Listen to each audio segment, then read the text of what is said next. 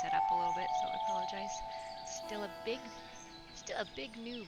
I just need to set up something to make sure that I'm thanking this guy. I'm just gonna copy his name.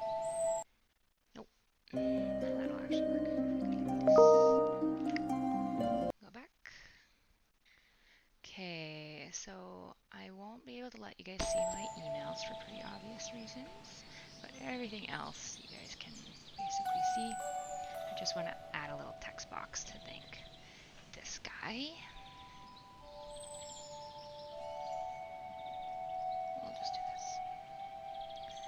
Text box and text box. Yeah. Okay.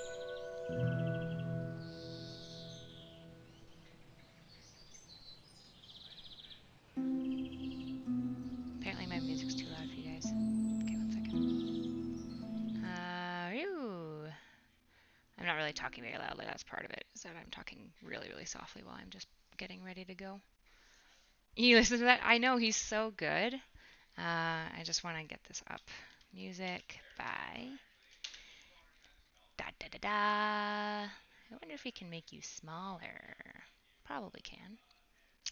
Look at me fiddling around with OBS, the OG OBS, because I'm loyal. Okay, let's just move it down and make it even a little bit smaller. There we go. You guys can probably still read that, hey? Welcome, welcome, yep. So I'm just going to be working. So the first thing I need to do today is I need to edit some videos. So for work, I have written and made like a, do not fall for that slobs derivative. Yes. Hey, K-Turn. It's nice to see you. Yeah, so I need to basically edit a bunch of videos that we made for work. I don't know why they're not coming up. Okay. But I can't let you guys see my email, so I'm going to have to pull that out on a separate thing and then follow up. They sent the videos to me a while ago, and you guys can watch the videos. So here's the beautiful thing: is I wrote all the scripts, I did all the research, and I'm the host for it. And they're also all going to be free available on YouTube. So my work won't care about me showing you kind of the in between stages. I just have to find the clips. There we go. Okay, let's do chronic pain first, because it's going to be probably the one that I find the most boring. So let's get it done while I am not feeling grumpy. Okay, is that enough information? Let me see if she said yes. So I do online talks, and then I do some in-person talks specifically at churches, because a lot of Christian people are really terrible around mental health. So I've been providing free mental health education to church members, with partnering with like local churches, which has been super cool. I've had a lot of like church people be like, "I did all those toxic things you told us not to do." Um, so I actually think that it's good. Sorry, my partner's in the background screaming. So yeah, that's kind of how that goes. If the stream gets really slow, just tell me. I'm pretty sure every time my partner plays League, it's just a bad time. Okay. I have way too much delay still. Dang it. Okay, let me see if Nick is. Are you playing League right now? Hmm. Okay. I get a lot of lag, I think, when you play League. Apparently, last night my thing was cutting out a whole bunch. At all last night while I was debating? Interesting. How? Sorry, guys. League is always a bad time. I know.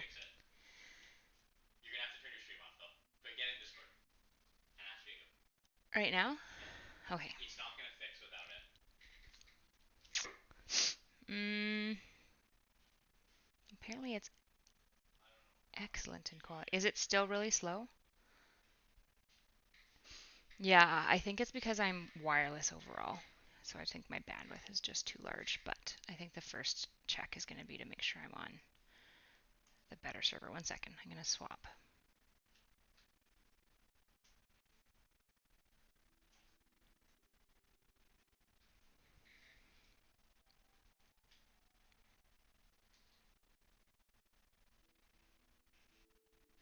Better? Okay, hopefully this bandwidth is better. So I apologize about that. You're not getting any issues? Okay, I'm just going to keep going then, and then people can just message me, I guess, in Discord if you can't find it. Are you kidding me? The URL doesn't work? Okay, might have to tell them that they sent me the wrong URLs, which means I will work on something else potentially today.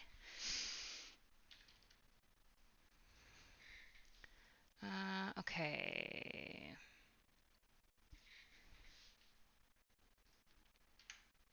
Okay, it should be working. Let's try this again. Okay, you guys will be able to hear it and whatnot. So this is a rough draft, so I'm going to go through and edit it. I'm going to give you guys a heads up. I'm not a super big fan of the graphic editor of this filming company, but they film really high quality. And they're really nice to work with as a filming crew themselves, but the graphics that come up are not great. But luckily I don't own everything, so we might just hire a different graphic designer later because they're just not great.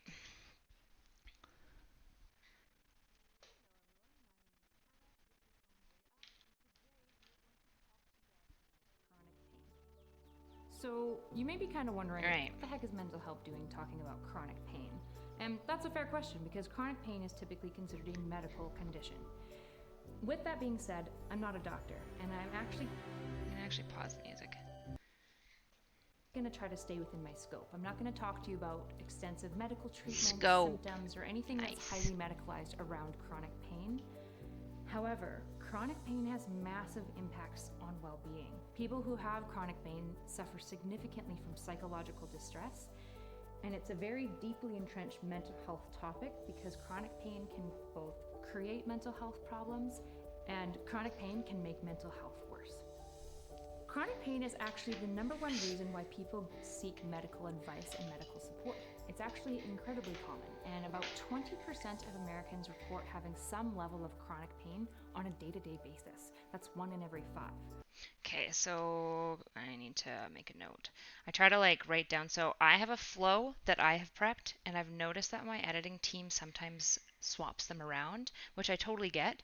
The problem is that I don't think they pay attention to certain words that I'll define earlier on that then they'll put later. So I'll say something like circadian rhythm, and the first time I say it, I'll always define it, but then they'll take the clip where I'm talking about a circadian rhythm again later, and they'll put it first, and then nobody knows what I'm talking about, and then later I define it, so it's really confusing. So I always try to write down the flow that they have edited it.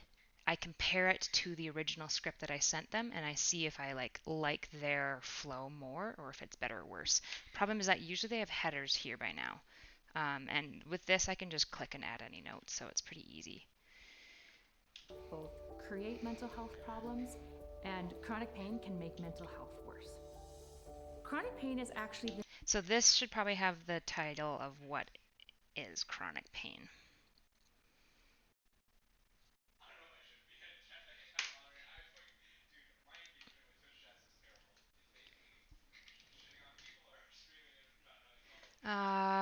Sorry, just writing some stuff down and responding to an email super quickly. You'll notice I'm very spastic a lot of times when I do work. You'd think I would just focus, but I jump around a fair bit. There we go. And I just pulled up my own stream so I can check the things. Howdy everyone. Editing today. Yeah, I'm going to be editing this video. Okay, so they need to put in what is chronic pain. So header here, what is... It's probably going to come up later. I'm sure they didn't just neglect to put it in.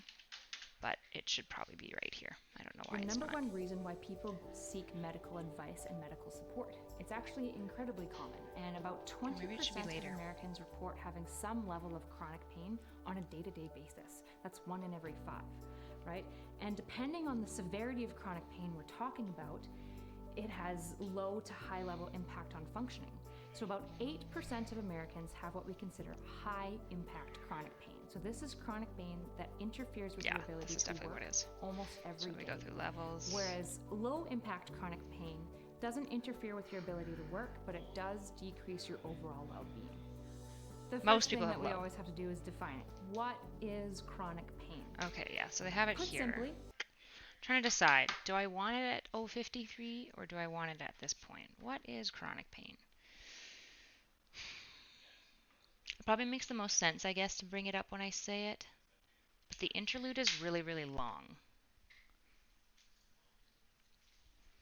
The focus of this video is chronic pain and the mental health impacts of it. I think I might delete that comment. I think ultimately that makes more sense. Let's see. Yeah, no, I said go away. The number one reason why people point out interferes with pain doesn't interfere with your ability to work. Nope, sorry. That was an accident. So if you have a giant can work big fail almost every day. Whereas low impact chronic pain doesn't interfere with your ability to work, but it does decrease your overall well-being. The first thing that we always have to do is define it. What is chronic pain? So I'll leave them a note. Sorry, never mind. Better here. As you can see, the graphic is not great. Like, it cuts off my chin. It's not really at all what I asked for. But they basically said that they couldn't do what I had asked for, but I've seen it in Adobe Graphic Pack, so I don't really know. They're not using Adobe. I know they're using a different system. But I wanted things to basically, rather than having it appear like this, I wanted it basically to pop over here on the side. Where there's kind of this white space, just as free floating text with the font of the text dark enough that you can see it on the white background of the infinity wall behind me. That's what I want. I think it just looks classier. It doesn't cut off a whole bunch of the screen because this is just clunky, right? This just looks bad. But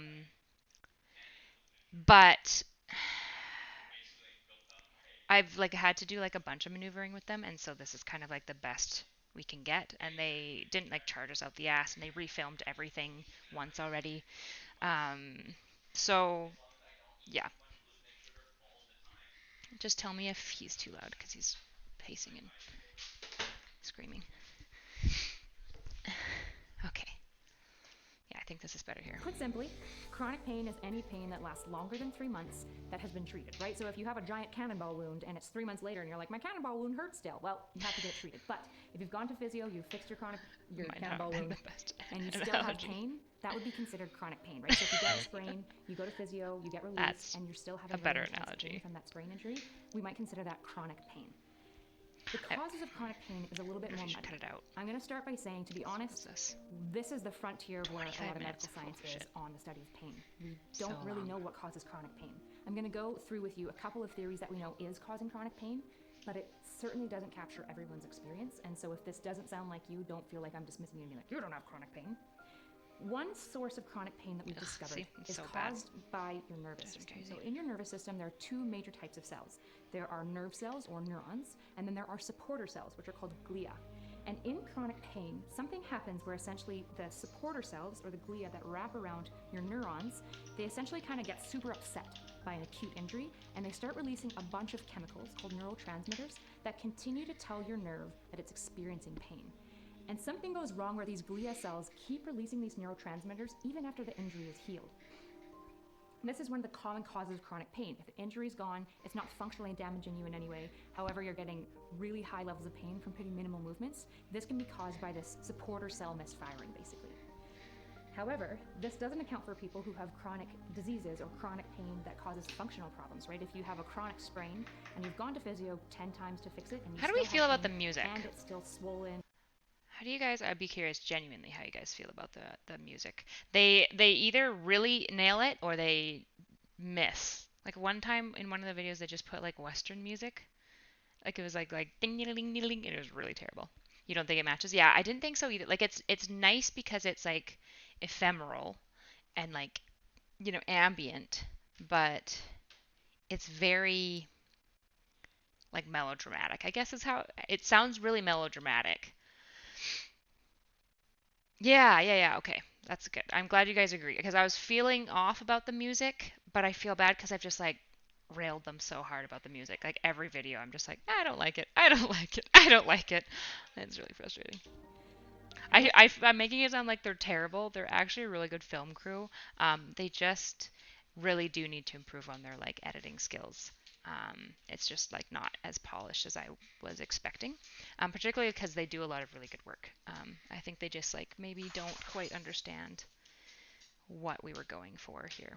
However, this doesn't account for people who have chronic diseases or chronic pain that causes functional problems, right? If you have a chronic sprain and you've gone to physio 10 times to fix it and you still have pain and it's still swollen or something like that, it's chronically causing you issues, we don't totally know what's going on.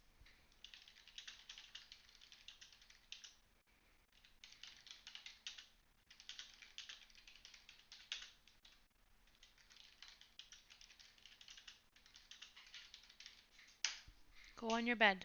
I can't have the door open. Go on your bed. No, because you're going to leave and then come back in. So just go. I know.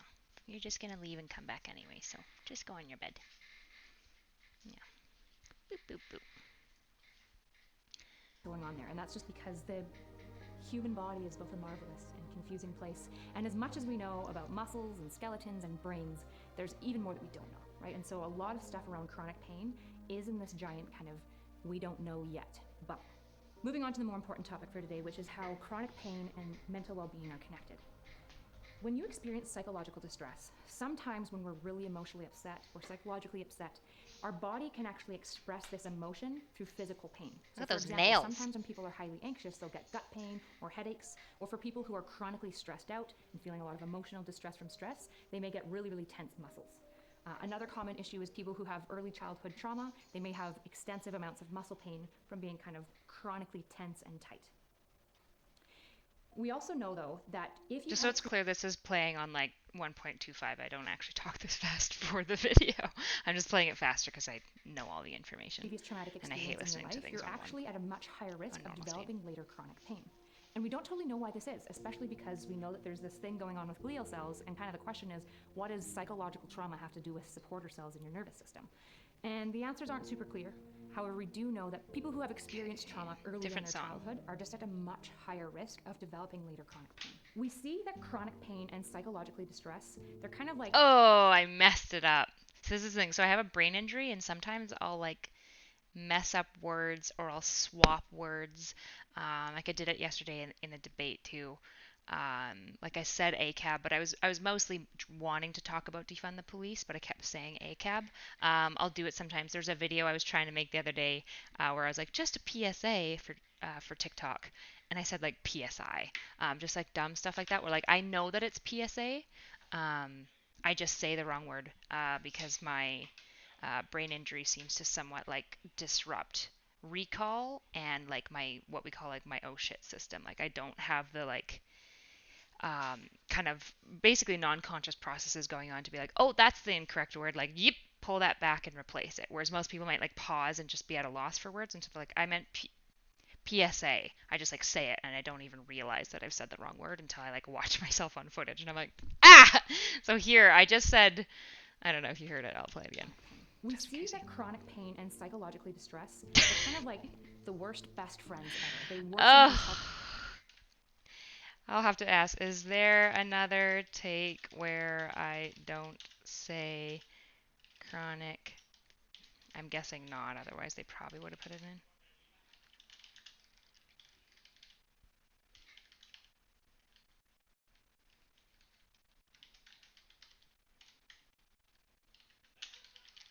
Gosh, drives me crazy. But maybe it's being, I don't think it's being nitpicky. You want it like as high quality as possible. From bad internet actors, I could sick my dog on people. Maybe that would get it. You didn't hear it? I appreciate that. I probably am just being like really ornery. It's just really annoying. And it happens a lot, and because I've been filming on like TikTok and stuff, I like notice it more. But the problem is like again, I don't have that oh shit system, so I don't even notice when I say the wrong word, which is like one thing that makes me nervous for debates. Is I'm like, what if I just keep saying the wrong word over and over because I'm not even noticing it, and then they're gonna like nail me on being like, yeah, but that's not the right word, and I'm gonna be like, you're right, but I meant the right, like I know what the right word is. I just like my brain wasn't recalling quite correctly for some reason, and I wasn't catching it. It's like this weird thing that you don't know that you have until you've lost it. It's a very like weird experience because obviously before my brain injury, I didn't have those issues. If I messed up a word, I would notice it immediately and correct it usually. So it's very annoying. It's really annoying to watch it back and be like, best friends ever. I didn't even know it. Each other in kind of a vicious feedback My cycle, brain right? is So if you're gaslighting chronic me. pain, and then you also become psychologically distressed, maybe something happens in your life that's traumatic or even just distressing, like a family member dies and you're in grief. A lot of people with chronic pain, during the psychological stress, their chronic pain will become much worse than it normally is. However, there are some benefits. We actually see that if you're able to work through psychological distress, like in therapy or talking with a counselor, we can also see a reduction in the pain felt with chronic pain.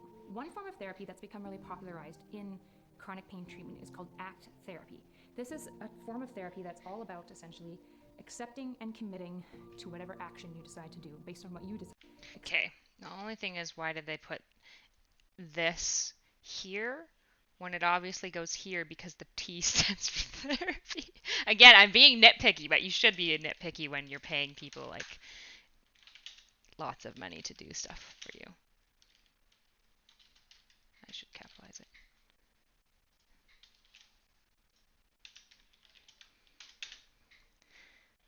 Act. Okay. Wait, do I need to leave them a note to be like, the acronym should go at the end of the title. Okay. Accepting and committing to whatever action you decide to do based on what you decide to do. And it views experiences and feelings and sensations as temporal and fleeting and neither good nor bad, just an experience, right? So it would argue that chronic pain is neither good nor bad. Pain is just there. It just is, and then you have to decide what you're going to do next. Hot take. Another really emotional we need to do next with that. Okay, we need to cut out here from where I look in the camera, then nod. So from like here to here, removed. Okay, email. I just have to check it because it is just booking for a session I'm going to have next month, sorry. A public speaking session. Just an FYI, you will be in room 6 for the extra session. I don't know where room 6 is, but that's a February 24th Kyla problem, not a today Kyla problem. I'll just write it down. Room 6. Another fun thing with my brain injury is I'll forget all appointments and all things, so I always have my agenda nearby, and I write everything in it. And I check it every day. And when I stop doing that, things don't go over very well for me. See, look, I've even got sticky notes of things I just need to get done for the week in here. Yeah, I should throw in actually 2 other things. Just because I'm thinking, my rule with my agenda is if I remember things that need to be in here, I put it in always, no matter what, because I will forget. So I apologize for the pause. We can probably keep listening because the content broadly is good. Another really emotionally difficult part around chronic pain, unrelated to how they interact with well-being, is just the actual psychological distress that you can have, particularly when it's invisible, right? Chronic pain is happening after the injury has been healed. And so a lot of people around the chronic pain sufferer might be like, why are you still in pain? Like, you've already gone to physio, you should be fine. And people who have chronic pain can begin to have a lot of self-doubt, sometimes self-loathing, right? They might begin to think that they're making it up. They might be like, I don't think I'm making it up, but... Oh man, I hate these graphics so much. Okay, self-doubt should just exclude it. No, they should do self-loathing or doubt instead of two separate points because I say them so closely together. I'm just quickly looking up what time I'm having a meeting because I realized I didn't put it in my agenda.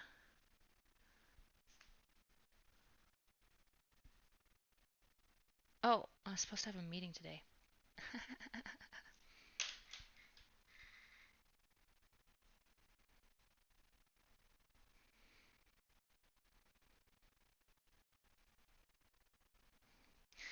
See? Missed a meeting. That's why, because I didn't put it in my agenda. I mean, she did too, so. Maybe I am, maybe I'm not. You know, sometimes doctors don't believe me, and sometimes my friends don't believe me, and it can be really distressing. I can tell you personally, actually, and it can be really distressing. See, I feel like this graphic only takes away. It's pretty obvious what I'm saying. I don't know. Do you guys feel like this graphic adds? Like it, obviously I will change the graphic probably later, but do you guys feel like the graphic, yeah, it takes up so much space. Like it doesn't look good. I did say act therapy, which is true. So you're right. I shouldn't be too harsh. Um, I know, that's what I said, but they were like, oh, it just really doesn't work. And I was like, really? Because there's like all of this space here and all of this space that you're now covering. Like, you didn't just do just text, and they were like, no. And I was like, okay, that seems weird. Perfect. She also forgot, so even though I fucked up, and she's my employee, I didn't upset her, which is good. Most people who I like work with and are friends with me pretty much understand that I'm really bad with remembering dates. So like if you invite me to your birthday party, I really like, or if we're gonna just like hang out, most of my friends have just learned to text me day of just to remind me in case I haven't written it down because I'm really, really bad with dates and stuff, which is annoying because before my brain injury, I was a savant. I never used an agenda. It was just like I had a calendar in my brain and I just like knew what I was doing at any day at any time. It was really I wasn't like an actual savant, obviously, but compared to now, I was very adept at it. But most people just understand and give me grace, which is nice of them. And if they don't, that's fair. It's probably pretty annoying. I'm just going to write this down because she confirmed. Okay. Yeah, I'm just going to say maybe remove this graphic. Don't think it adds, but it does take away a lot. Because there's only like 3 points here. Actually, I struggle with a fair bit of chronic pain, and it's been a really difficult journey. Not so much just I mean, the pain itself has been difficult because it hasn't gone away. But it's been really hard because it's left me questioning myself, right? Of being like, I thought I was pretty tough, but like maybe I'm not. Maybe this chronic pain is just me making it up. The doctors can't find any reason for it, you know? So like maybe I don't think that I'm like a drama queen or like trying to get attention, but like maybe I'm secretly and subconsciously trying to, right? And it really has done some damage, and it took me a long time to kind of get over this self-doubt of thinking like I'm just a baby, or I'm just a wimp, or I'm kind of pathetic. And it also impacts my relationships, right? I'm young and I appear fit, and so a lot of people just couldn't understand workplaces. You know, if I called in because I was in too much pain that day from my chronic pain, they'd kind of be like, well, like you don't have an injury. And I'm like, yeah, but I have chronic pain. I told you this already. And they're like, yeah, but like, do you really? And it's like, yes, I really do, right? And it can be because I was in too much pain that day from my chronic pain. They'd kind of be like, well, like you don't have an injury. And I'm like, yeah, but I have chronic pain. I told you this already. And they're like, yeah, but like, do you really? And it's like, yes, I really do, right? And it can be so frustrating and distressing, and it's hard not to come to kind of resenting people. I don't want to ask them, and it's hard not to kind of hate yourself and think that maybe you are just making it up. And this can be one of the more distressing parts, is the impact it has on your social and work relationships, especially when people don't believe you, because then you start to maybe not believe yourself, and that's really tough. I'm going to address a couple of myths and kind of wrong ideas that people have. It's interesting to talk about chronic pain from a mental health lens. I would say it's probably one of the more stigmatized mental health issues that still exist, and it's probably one of the least talked about as well, which is interesting because lots of people have it. But there's this idea that goes around that believes that people who are on chronic pain or have a disability, they don't work. They just sit at home and they collect welfare and they eat chips and they do nothing, right? And there's like, soaking up our taxpayer money. It's actually not true. In fact, almost everyone who has chronic pain continues to work, the exception being people who are so debilitated by their chronic pain that they can't work. And even then, most of them still try to work from home. Most people with chronic pain report only missing about 7 to 8 days of work per year due to their chronic pain, right? So that means that they're calling in only 7 or 8 days every year because their pain is so bad that they can't. Those are American stats. And to be honest, Canadian is like almost identical. Even if chronic pain sufferers are at home and on disability, who cares? I mean, what matters more that like they go to work, they make sure that you get your like double at Tim's, and they're suffering all day, or they're taking time, they have enough money so that they can eat and have a roof over their head, and they are taking care of themselves. There are things. Was me saying double too Canadian esoteric for the viewers at home? Try a background.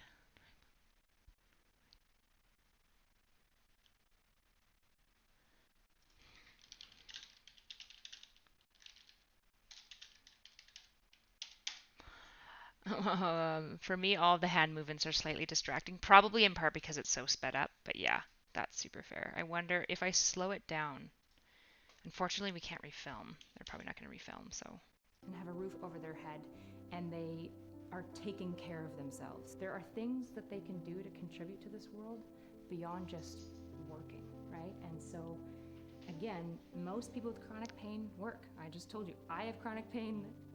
Do you find the hand movements still distracting now that it's not like I'm like talking like a squirrel? People with chronic pain continue to work their entire lives. Because I do a lot of hand gesturing, because I used to, like, my starting in education was I was teaching horse lessons where they can't hear you, so you have to like gesture wildly with your arms constantly to like be like take the left lead, right? And they like understand you're like showing them the direction of the horse's legs. That's a big part of why I think I do it. But what is a double? Just a Canadian thing? A double is it is 2 cream, 2 sugar in your coffee or tea. Yeah, it is a Canadian thing. But luckily, almost all of our advertising is focusing in on Canada because the program is being made by a grant from the provincial government. So using Canadian rhetoric hopefully won't be so problematic that you're going to like lose the point. As we are literally talking, as we're filming, I have pain in my neck right now, and I'm clearly still working. Most people with chronic pain continue to work their entire lives. Which leads me to a new idea that I think is becoming less and less popular, and I think younger generations are getting really sick of this idea of productivity, right? It's like this. This is my spicy video. That if you're not working, if you're not a cog in the wheel, if you're not at Tim's working your minimum wage, getting yelled at by customers who don't appreciate you, and burnt by coffee that's way too hot and terrible now because Tim's is terrible now. It's like you're not good if you're not working. And the reality is you can contribute so much to your society even if you're not working, right? Who cares if somebody in chronic pain isn't working? Maybe they can be contributing artwork to the world. Maybe they can be volunteering at local homeless shelters or other nonprofits. You know, I would like to argue... Can you tell what my feelings are on UBI based on those statements? Anyone who's conservative is going to be like, meh. Potentially. I mean, there's some conservatives that I know that are actually still pro-UBI. Forced to stay at home and not work, and if you experience chronic pain... This is literally as political as I get for this company. I thought this was going to be the more boring one, but I forgot actually how, like, just because I deal with chronic pain so much, I just have a lot of...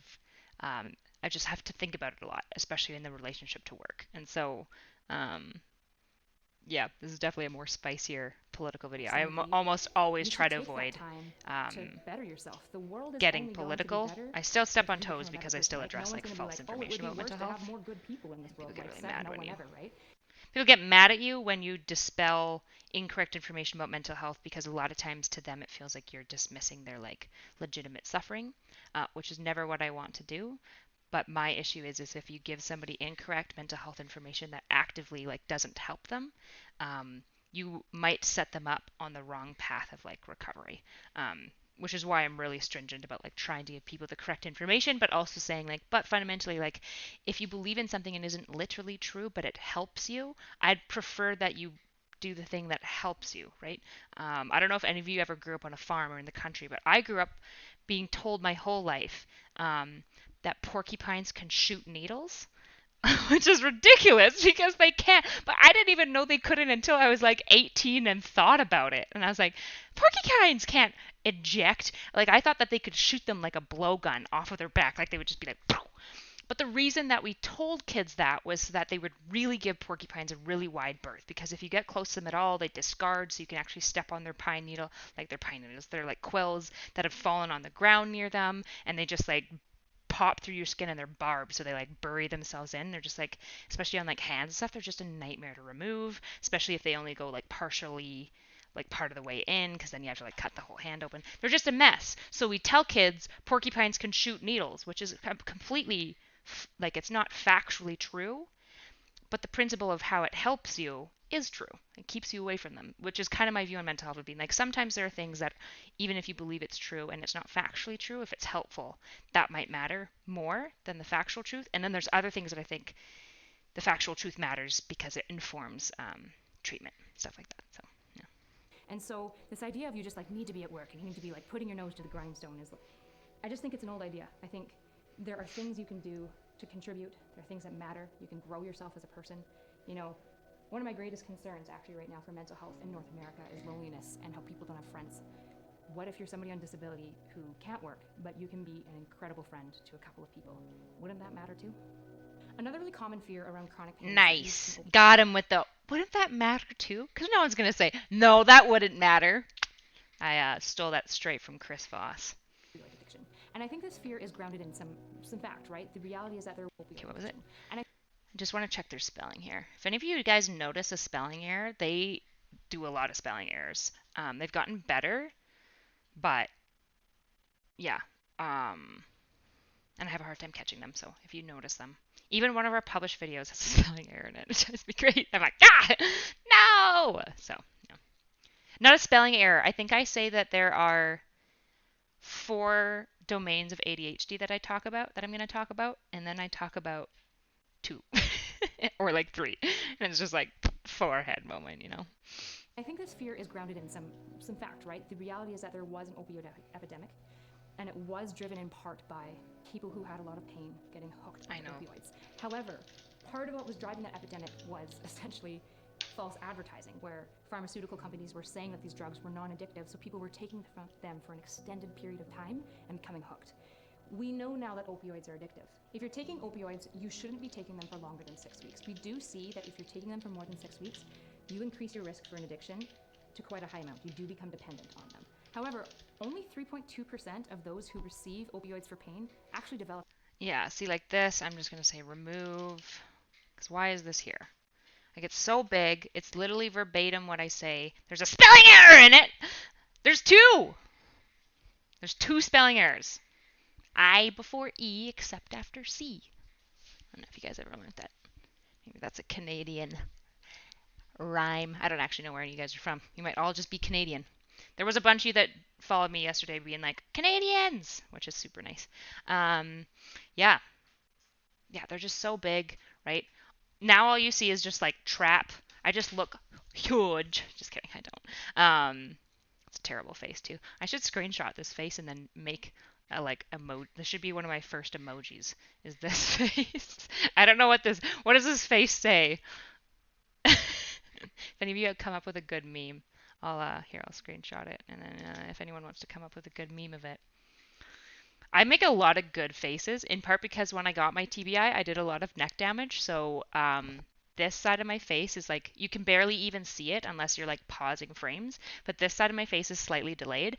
And in general, if you're like right dominant, the left side of your body is also going to be slightly delayed anyway. So mine is just a little bit more that you can kind of like notice it more, especially when you like pause things and watch, right? Like you can see that my face is like slightly lower on this side, which is, everyone has that. Basically, if you're right hand dominant, the left part of your body is going to be slightly slower all the time, including like even your lips. Fun fact. But my brain injury just like emphasized that a little bit. So I make some good faces when you pause it. We also know that about 27% of people who do receive opioids for pain can become dependent on it, right? Which is different than an addiction. You can find that out in one of my other videos. However, we have to do this balance with chronic pain particularly, right? There is almost no successful treatment for chronic pain. There is only rare cases of people with chronic pain who actually get to experience full remission from their pain. And so we need to do this delicate dance of, if their pain is so severe that I don't know, you guys keep saying the music's bad, and I agree. Does anybody have any like art list or like royalty free? Because I can just send them things. Because yeah, I feel like contrast. I should make you a mod at some point. I'm from the deltoid quadrant. Nice. Yeah. Yeah. See, I don't know why they put the graphics that are huge like here, because they shot me from 2 angles the whole time. So every single shot that they have of me close up, they also have from afar. So I don't know why they don't, just when they want to put in a graphic like that, just use this cut instead. Like use this angle rather than I just don't understand it. That medications are the only way that they can like function on a day-to-day basis. Obviously, we don't want them to become addicted. We don't want them to be hooked on opioids, but we also don't want them in severe, excruciating pain every day. And so this isn't a perfect answer. I know everyone likes just like a yes or no answer, but there isn't one. It's a complicated issue. If you're somebody with chronic pain, I still strongly recommend that you don't take opioids for more than 6 weeks. But I'm also not a doctor. However, a lot of people with chronic pain actually tend to explore alternatives. In fact, in studies on people with chronic pain for more than 6 weeks. But I'm also not a doctor. However, is it possible to cut this to remove the, however, it seems like I am saying I'm not a doctor, but here's my medical advice, which I don't want. A lot of people with chronic pain actually tend to explore alternatives. Okay, in fact, butthead, in studies you can on go. People with chronic pain medication is not even the highest, like I don't think it's even the top 4 of preferences for managing their chronic pain. Most people manage their chronic pain in a blend between medication. See? Look at this. Medication. And the thing is, I only get one chance to review everything, so it's like if I miss it, it's just gone. Remove. Just don't even want to deal with it. Therapy, yoga, and gentle forms of exercise. Another really bad idea out there that I've personally run into a lot is this idea that if you have chronic pain, it's the same all the time, which means that the things that you can't do today are also the things you can't do tomorrow, and it's always the same. And so I hate get this. into these weird things where you're like, I just can't lift that today. And they're like, well, you lifted a box a week ago. And it's like, yeah, that was a week ago though. Like, things have changed and I can't. Everyone who has chronic pain will experience increases and decreases in their pain. There are certain activities that are going to exacerbate pain, right? They might be exercising and twist funny, that increases their pain. And there are other activities that will relieve it, which means that some days people with chronic pain will be able to do certain activities and other days they will not be able to. Chronic pain is not the same all the time, right? If we're rating pain on a scale of 0 to 10, if you have chronic pain, it's not like it's just a 4 forever. It probably ranges from a 2 to an 8, and it kind of depends on what you do that day and how you slept and a bunch of factors. Pain is not an objective thing. It's not an objective experience. In fact, pain is an incredibly psychological and subjective experience. It's happening in here, and the suffering you're having is happening in here, right? And so we need to be very careful about how we're talking to people with chronic pain, how we're judging them, if we're assuming that they're just being like lazy or pathetic, because you don't know, right? I also think that it's important to remember that chronic pain is chronic. I don't even know what else I would talk about after this. Likely forever. It may get I found something, obviously. But there can be this frustrating thing where like people are usually pretty sympathetic to your chronic pain when it's the first 6 months of having it. And they're like, oh wow, that really sucks, that's tough. But then 10 years later, they're like, that's still bothering you? And it's like, yes, it's chronic. That's literally in its name. Like, yes, it still bothers me. That's the point. That's why it sucks so much. Right? If you exist with little day-to-day pain, it's one of these things that I genuinely can say I've experienced, obviously living pain-free when I was younger, and have also experienced now for about 8 years living with daily chronic pain. And wow, you don't know how much of a blessing it is to not be in pain every day. To just like sit there and just feel nothing except just like a normal body. I literally can't even imagine it anymore. It's such a privilege, and it's really important to have compassion for people with chronic pain. You need to go easy on them. You should stop assuming that they're just being weak or that they should just be able to do it, particularly because chronic pain is invisible. You don't see it, right? The whole problem with it is that the injury is technically healed, but you're still getting pain from it. And people with chronic pain, just like people with chronic depression or people with chronic Lyme disease or any other invisible form, every day they go to bed with their chronic pain, and they wake up, and guess who's sitting at the foot of their bed to join them on their daily excursions? Chronic pain, right? You don't need to baby us, you don't need to pity us, but for Pete's sake, please stop saying things like we're weak or pathetic or have like low pain tolerances, because you just don't. You don't know. You don't know what it's like, and it's rough. And if you see us and you're like, but you're so functional, you're like, yes, I am a tough little lady. I am still functional, but I'm also still tough little lady. So probably the question most people want to know in watching this is, how do you treat chronic pain? And I'm going to talk about prevention first. And I know if you're watching this with chronic pain, you're like, I don't want prevention. I have it. I can't prevent it anymore. But let's prevent you from potentially getting more. Which the best way to prevent, especially that weird support cell response, is to reduce the amount of pain you experience in an acute. Okay, what was their first header? They had 2. How do you treat chronic pain? We should probably just do... I don't know. Because my answer to this is you don't. Like you do, but when you ask a question like how do you treat chronic pain, it gives the idea that there is like a solution to having none, like zero chronic pain. And I've already explained. I need to stop doing this. I watched the docuseries Cheer, and TTV always does this. So I've been doing this like a bunch, but I don't want people to think that like I know like some people think that like the OK sign is, with like the finger spread is like a white nationalist sign, which like I don't know. I'm dubious of that, but I don't want people to think that at all because I'm not. I just go Thunderbirds. That's how I feel about it. Okay. Just gonna pull up something on my laptop. Yeah. Do I want this here? And I'm going to talk about prevention. I can't prevent. Because there's two like I want to basically minimize the graphics, but I use the graphics. I think they're really helpful for time stamping so that we can like go to this time and it's like obvious what's going on, you know. It makes it really handy. And like even if you don't literally timestamp, so like if we package all of these videos together and then like give them to another company, so it's not going to be on like YouTube, even if it's not like timestamped, they can go to different sections, which is why I want the headers and stuff in there. I think it's just like organizationally really helpful. I don't know. What do you guys think? Do you guys have any thoughts? I'm going to pull up Twitch on my other computer so that I'm not having to constantly cause your screen to go black because I don't have two screens yet because I'm a noob. So I would also standardize the color schemes to the graphics, the same as your mental health. They are brand colors. They are brand colors, but I think you're right that they change the heading colors throughout. That one's black, that one's the blue, and that one's the yellow. Yeah. Overall, I'm probably not going to nitpick the graphics too much because we're probably just going to redo them.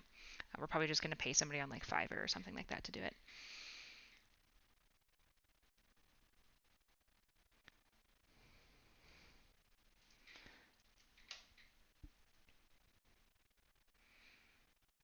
For corporate, no hand movements hardly at all. Sorry, I don't make the rules unless you know how to pull it off and make it a signature move of yours.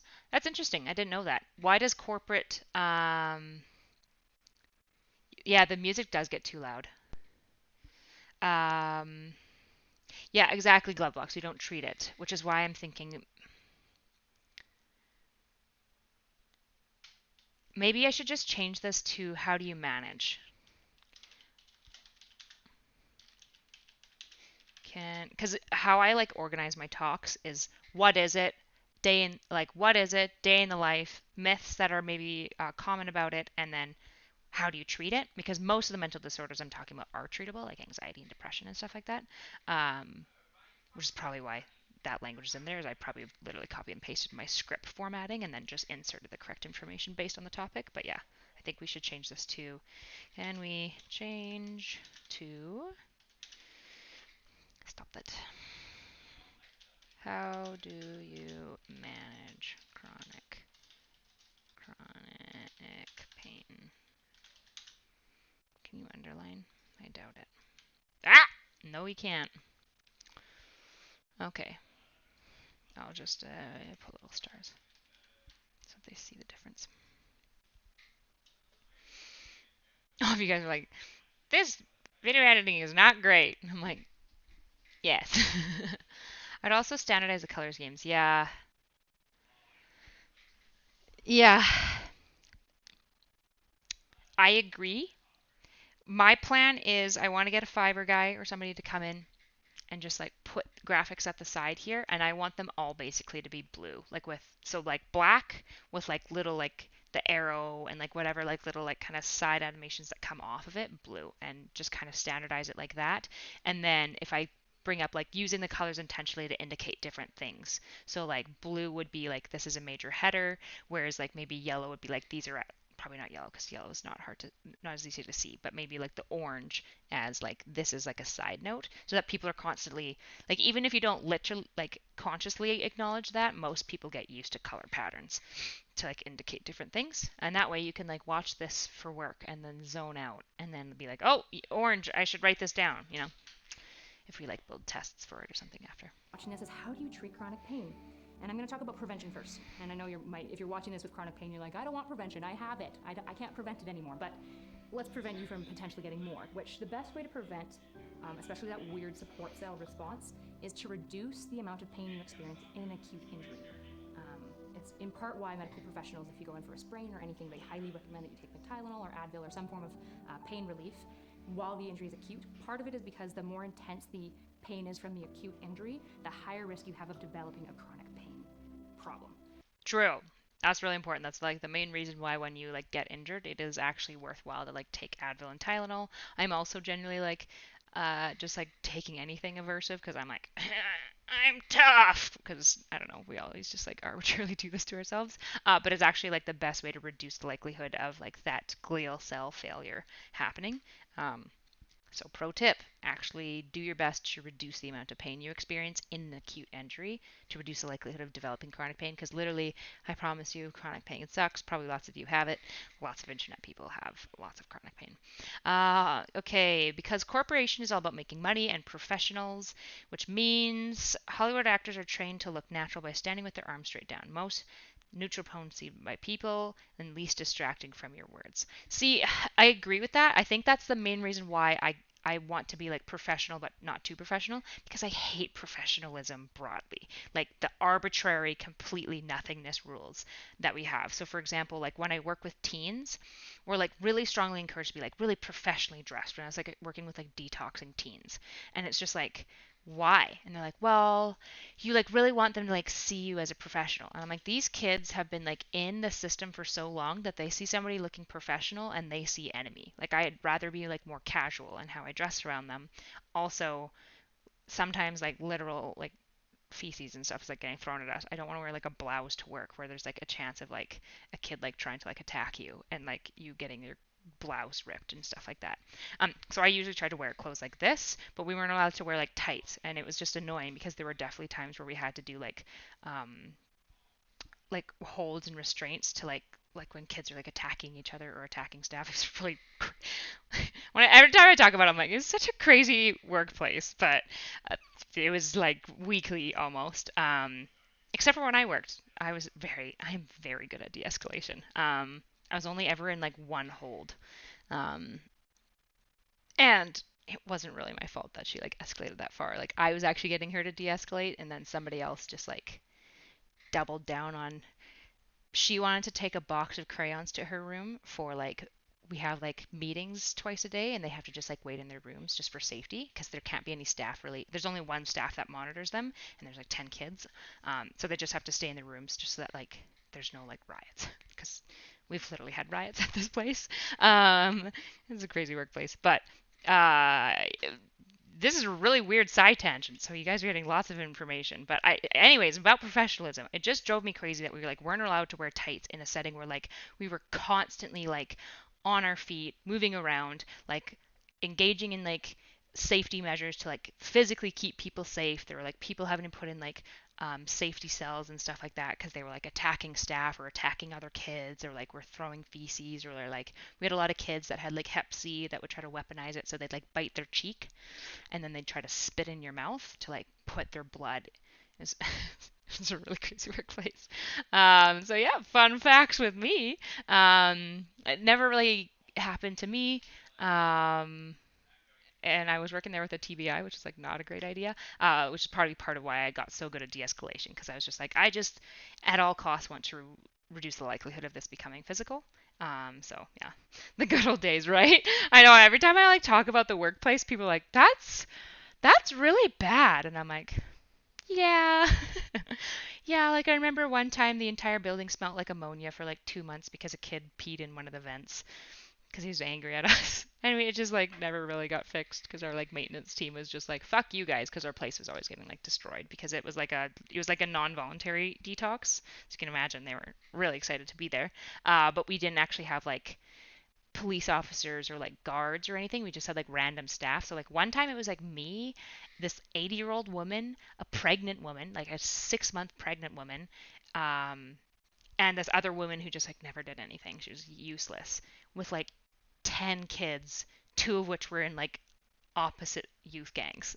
And I was just like, oh gosh, if there's a fight, I'm going to be trying to keep this 80-year-old woman from breaking and the pregnant woman from getting like assaulted in any way, and useless isn't going to help me either way. And I have TBI and a neck injury, so like I don't really want to get involved either. And like police, we had a peace officer that we could buzz and they'd drive over to us, but it was like one person who cycled like 7 locations in the city. I don't know wherever they're cycling, but they always took like 20 to 30 minutes to get there because peace officers, at least in like the city we were in, aren't allowed to speed. So they just like had to like casually drive over as we're like getting assaulted. There's a riot. Please come.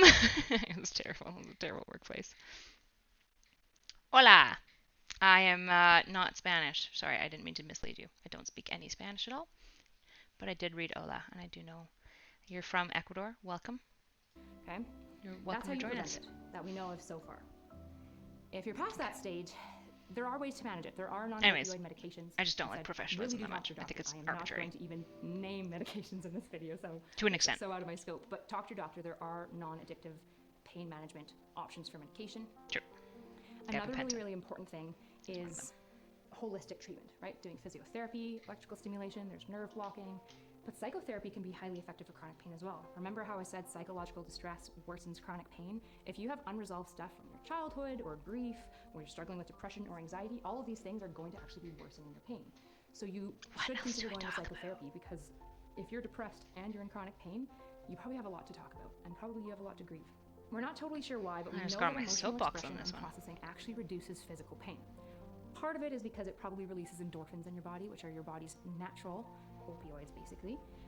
And so they make you feel less pain. If you're wondering, these videos are freely available on YouTube. Like, obviously not these ones because they're still in editing process, but they're all free on YouTube. But we're also going to like package them as like training for nonprofits to give them free mental health training, basically. Just in case you're being like, why are these so long? Because like, yeah, nobody's going to watch it on YouTube if it's 25 minutes. Like, not usually, right? They have to be highly motivated.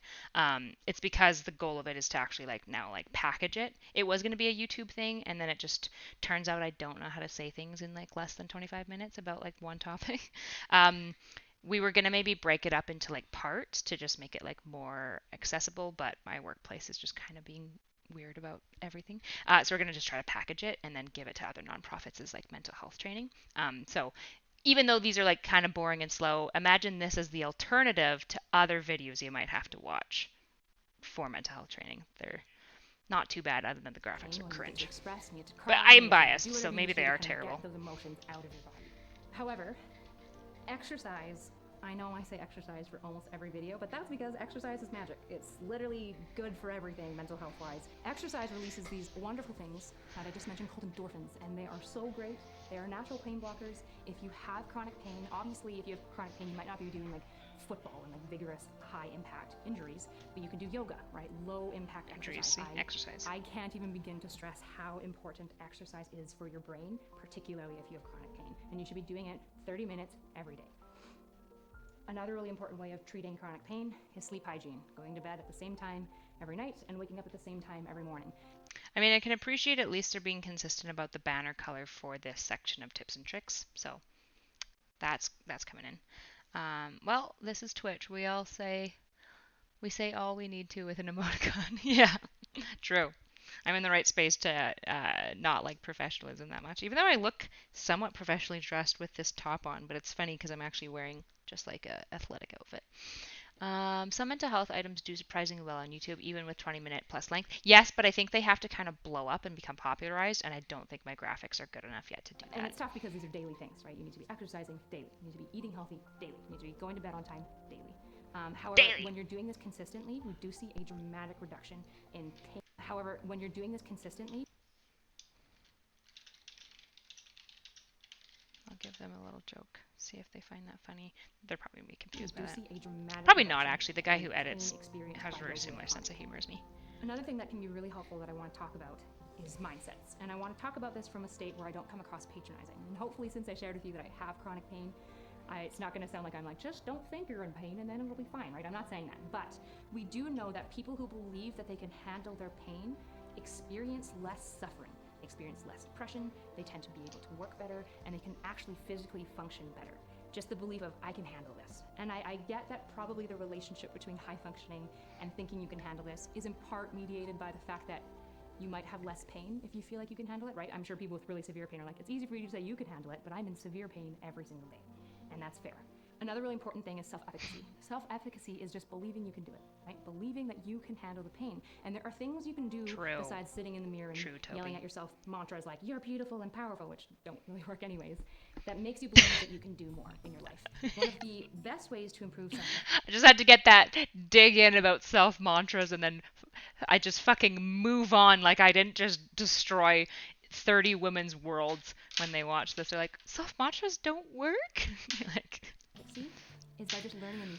They only work if they're like legitimate, right? If you like hate yourself and you're like, I'm gonna tell myself I love myself in the mirror every day, then I'll love myself. It's like, it doesn't really seem to work unless you actually just come to believe in yourself that you love yourself. Then it reinforces it. But yeah, self mantras, like saying the opposite of how you feel about yourself, tends not to work, which is super sucky.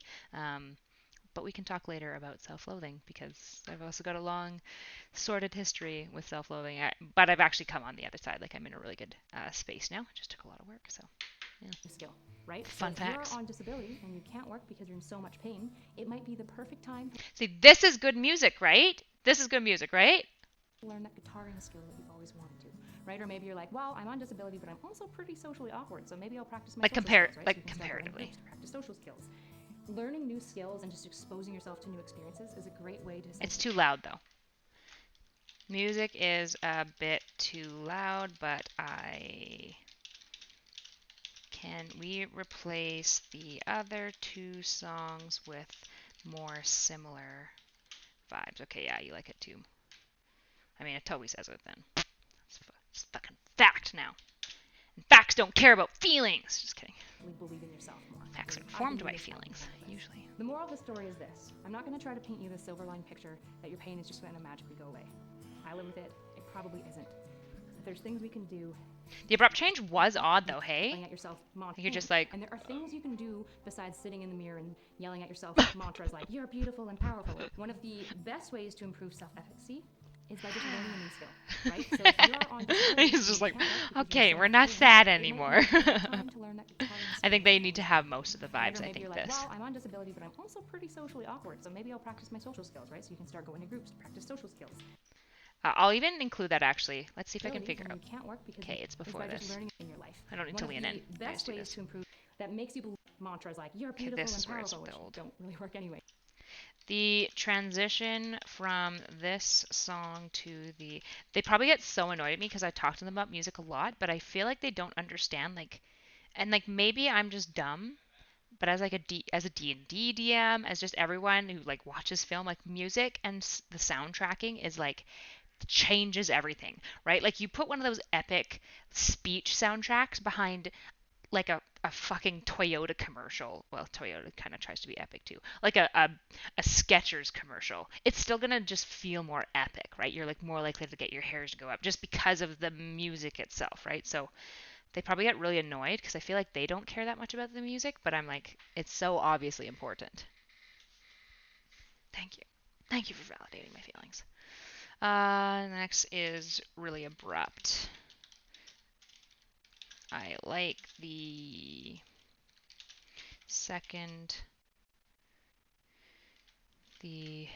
next song's vibes more. But if we are going to go from moody to upbeat, can we transition better between songs? Fade. That makes a new start to believe I can do this, I can handle this. The moral of the story is this. I'm not going to try to paint you the silver line picture that your pain is just going to magically go away. I live with it. It probably isn't. But there's things we can do that can give our lives more meaning. There's things that we can do that can reduce it. And the reality is that despite the fact that the pain is excruciating, it is psychologically distressing. Toby, you have a lot of like Hollywood input. Do you work for Hollywood? Because you've mentioned like Hollywood actors, Hollywood stuff a lot. So I'd be curious if you actually like, it feels like you have like experience or something, or maybe you're just like a big fan. I'm not sure, but I feel like you work in the Hollywood editing, filming industry. I could be wrong. It also means not that I'm trying to out you. In a large not that it does, because there's probably hundreds of thousands of people who work for Hollywood. We can all control. right? And so I encourage you guys to not be swept away by your pain, not be swept up in the hopelessness of being like, well, great, I'm never going to be free of pain. And looking for something of saying, I might never be free of pain, but how do I reduce it? And how did I put in here music's too loud? Okay, good, because it's really how loud. do I live a meaningful life despite it? It's distracting, actually. Kind of your way of saying, like, screw you to the pain. Like, I'm going to live a really meaningful life and have a great life despite you. Which I know is easier said than done, but I guess from one chronic pain sufferer to another, I think we can do it. I don't want to just leave you with zero hope, though, and no, we can do it. Easier said than done, but I guess is it? from one chronic pain sufferer to another, I think we can do it. I don't want to just leave you with zero hope, though, and no, must have just been my rendering. In the future. Like I said, chronic pain really is at the frontier where science and medical science and neuroscience is, which means that as years progress, there are going to be new scientific breakthroughs, right? Us learning about this like support glial cell thing is pretty new, and there's actual treatments coming out of it that might work. So don't give up, right? Even if it's been 10 years, you now have 10 more years of medical research that has gone on that might give you the answer for your problem, right? If you've been to That's actually 10 a really good physiotherapists, go to 10 more. That was like probably the most helpful thing somebody said to me. I don't know who said it to me about my chronic pain and being like, I know it sucks, but if it's been 10 years, go back to the beginning. There's 10 years more worth of research that we might have just had the breakthrough we need to fix your specific problem. It's like, you're right. Gotta keep trying. Obviously, if you can afford it, right? If you've tried yoga. I'm here for your heart space to become norm in our society. Do you mean like my heart space, or are you meaning like generally you're here for heart space to become normed in society? I'm not sure if you mean me specifically or others. I'd be curious. Toby was in the room. I'm assuming you mean the room like the pop culture phenomenon, not the one with Brie Larson. Both. Okay, yeah. Thanks. Yeah. Try hot yoga if you've tried hot I just yoga, really appreciate Pilates, authentic right? people. If you've tried Pilates, try, I don't know, like powerlifting or something crazy like that. Just keep trying things because you don't know what's going to work, and medical science is still trying to catch up with you. The area of neuroplasticity is a new area of research that is often. This is another decent song. It's too loud though. And I know right now this is a different song. Currently being studied by many researchers around the world, which means that there probably will be future breakthroughs.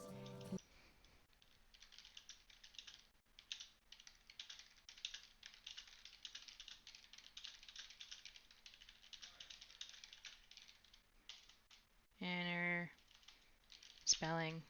Energy, I just almost wrote spelling. Energy up, that's what I was trying to say. Maybe even one day there will be treatments. But also a bit loud. That can effectively target various forms of chronic pain and finally give you relief.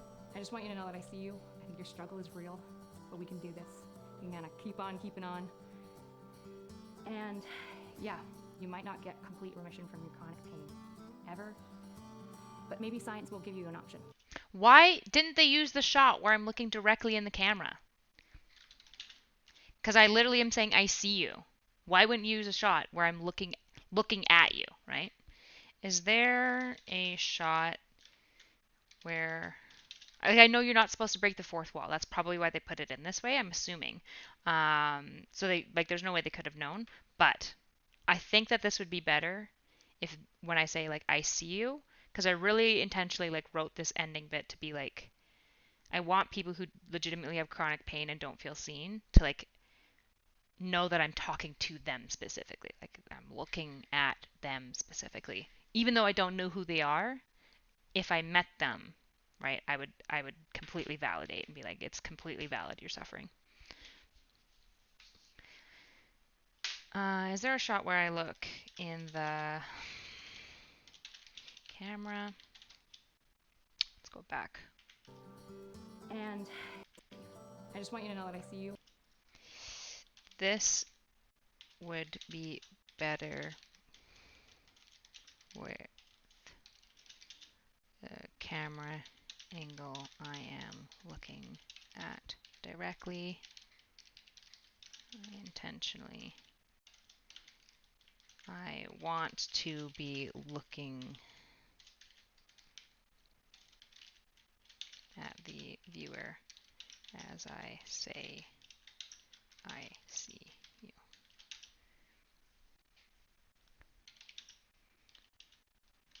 The next time stamp wall broken. We'll give you an option. Maybe in the future there will be. That jawline though. Was it a good jawline? Being stuck Or are you making fun of me because it was really not great? It doesn't matter. These faces are so good.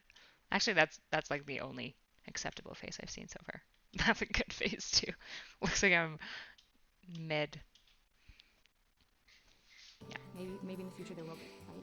And even if there isn't, you can still live a purposeful life. You can still find meaning. You can still have great friendships. You can still have an incredible marriage. You can still have great kids. You can still do a cool work from home program. You can volunteer and change the lives of people that you help. Gosh, you can barely hear me. It doesn't define you, but it is a struggle. I feel so bad because they're like trying to like be like, yeah, your pain doesn't define you. Like that's a good line, and I'm like, yeah, but your graphic is so shit. I feel bad. I'm a meanie. No, I'm paying for this. I'm not a meanie. I'm just getting what my company is paying for. Thank you so much for watching. If you want to learn more, you want more tips and strategies, we've got a workbook available on our website or in a PDF link. Chad Squidward, nice. Thanks so much for tuning in, and hopefully I'll see you in the next video. Actually, though, if you actually think I have a good jawline, I do something called mewing. I actually like part of it is genetics. I just like have a very intense jawline always, but I also do something called mewing that really reduces the looseness of your skin here. I think it's in my Discord. If you join my Discord, I think it's in. If you go down to the fitness section, yeah, there's a. I'll even pin it. I'll pin it. Yeah. How to mew in 5 steps. That's basically what I did, and it really dramatically improved my jawline, actually.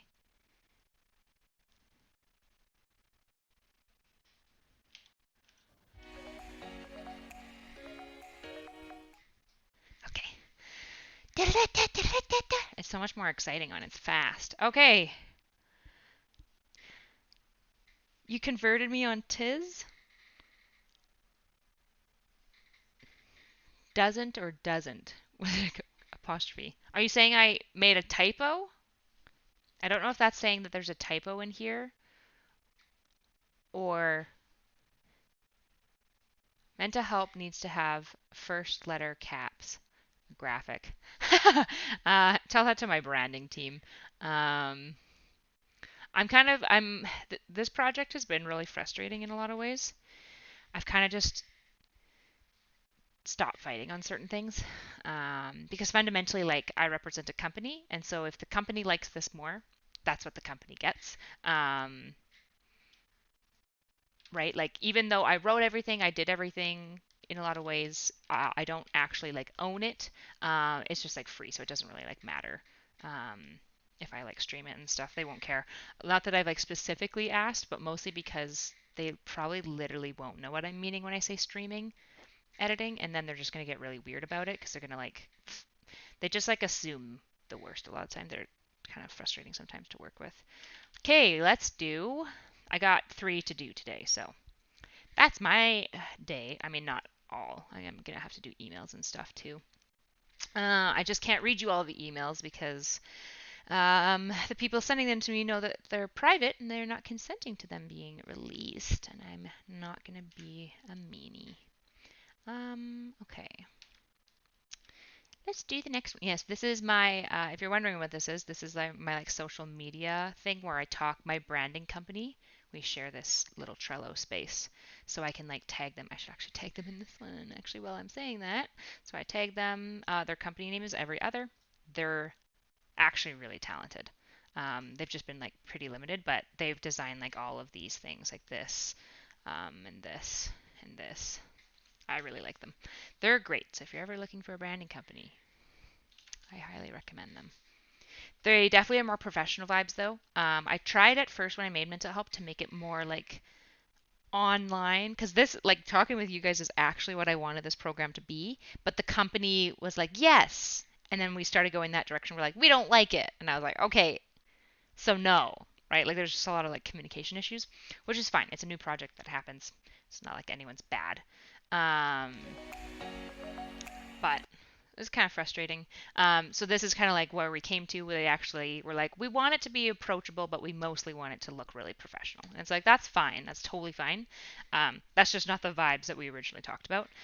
So Every Other's when they first were trying to design me like more of a online, more like something that might appeal to like more like gamers and like people on Twitch and stuff like that, because I actually think like this is a sphere that needs the most like actually good mental health education, because there's a lot of really bad mental health education on Twitch. Not that I'm like specifically talking about, not even on Twitch actually. I don't follow a lot of Twitch. It's more like YouTube and TikTok. And so I presume if on YouTube and TikTok and other social media venues where I've seen just really bad mental health education, it's probably the case on most social media, which is why I wanted to get into this field. But it seems like my company said that they wanted to do that, but they didn't want to.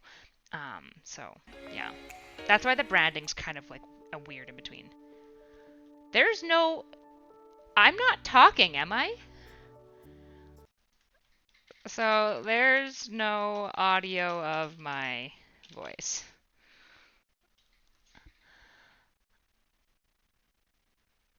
Oh, typo one doesn't. Shoot. Okay. Okay, let's see if. My name is. So before we talk about Weird. Audio starts here. Okay, we're talking about emotional regulation. Pretty base take right there. Ha ha ha. Mental health for TikTok. Why not achieve cold fusion instead? It's easier. Hey, I mean, like, really mentally unwell people come online. I actually think that there's things that you can do, like, to improve that. I just don't think anyone's actually doing it. I don't know why, but I don't think anyone's doing it. And they should, you know? Okay. I think I'm going to grab water, and then we'll do this one. Well, yeah, I'll put on some nice music. You can have vibe music. Just remember, this is music by Adrian Von Ziegler. He actually writes music specifically for streamers to use for free. So he's a cool.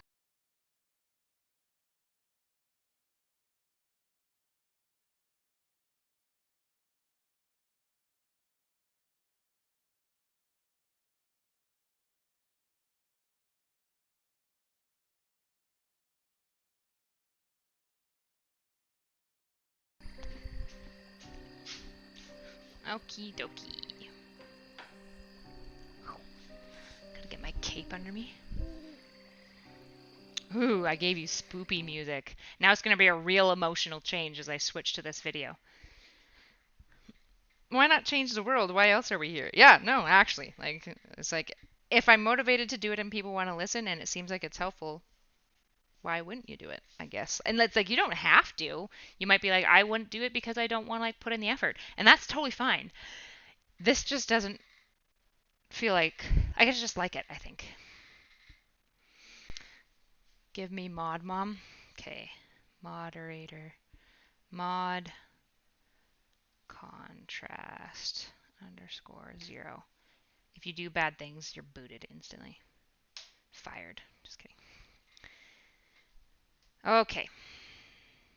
So before we talk about hello everyone. My name is Kyla.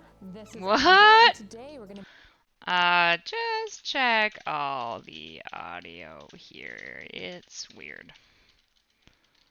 All right. I'll be talking to you about emotional regulation. Let's just get specific here. So emotions, what is their purpose? Well, their job is. The worst mental health I've seen is people on Twitter. A lot of people on TikTok are on Twitter.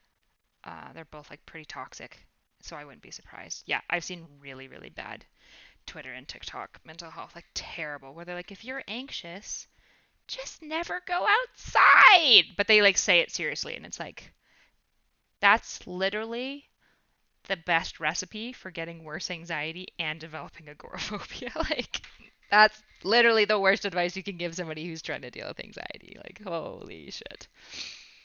May I have VIP status? I don't actually know if I've set up VIP. I'll probably have to I don't know anything about VIP status yet. So I can't just give it out to people and then not know what it means. Like, it just feels not wise. So I can write down your name.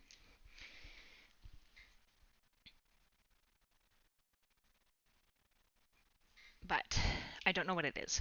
I'm not very Twitch savvy, so I don't want to give. Yeah. I wrote down your name literally, though. You won't be able to see it, but I wrote down your name. So I will definitely come back to it once I've done research. I just gotta technically do this stuff. I'm salaried, but I have to just get some stuff done today for work. Communicate and alert you.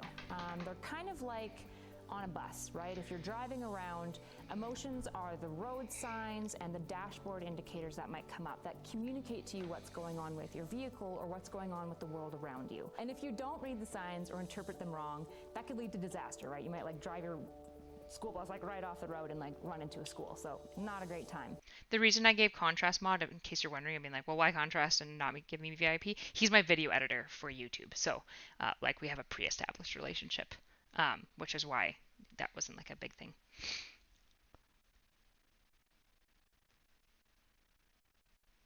Oops, sorry. Playing with your powers. So when it comes to emotional regulation, it's not very professional. Contrast. Understand the physical effects of your emotions, the experience of your emotions, and then the actions that good to know, Toby. Associated with your emotions, right? So the physical effect of an emotion. Yeah, this should be. Can we swap the first song for something a bit more upbeat, like that guitar acoustic song? You're angry. The experience of emotion is just kind of personally what maybe pants look really weird like for you. And then the actions associated might be like screaming into a pillow or storming out of the room associated with anger. They're gonna look like that the whole time. Self-regulation is basically our ability to exert control over our emotions and then respond to them in healthy and social. See, like the graphic there isn't nearly as bad because they've pulled away from my face. So it's like, it's still not great because poor Andre over here is getting cut out, but it's not like chopping off like most of my body. So it doesn't look nearly as bad. Like this looks fine-ish.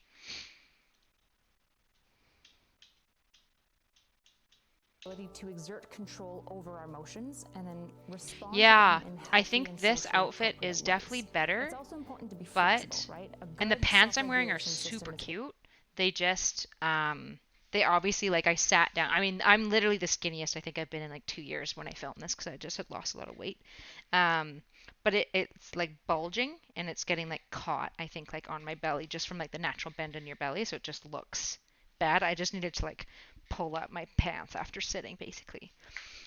But it looks like kind of like a fupa almost, which I just like, I was very, very low weight in these videos. Like I was just like not very healthy, not unhealthy. I was just like exercising a lot and didn't have much of an appetite a lot of the time. So yeah, unhealthy, I guess.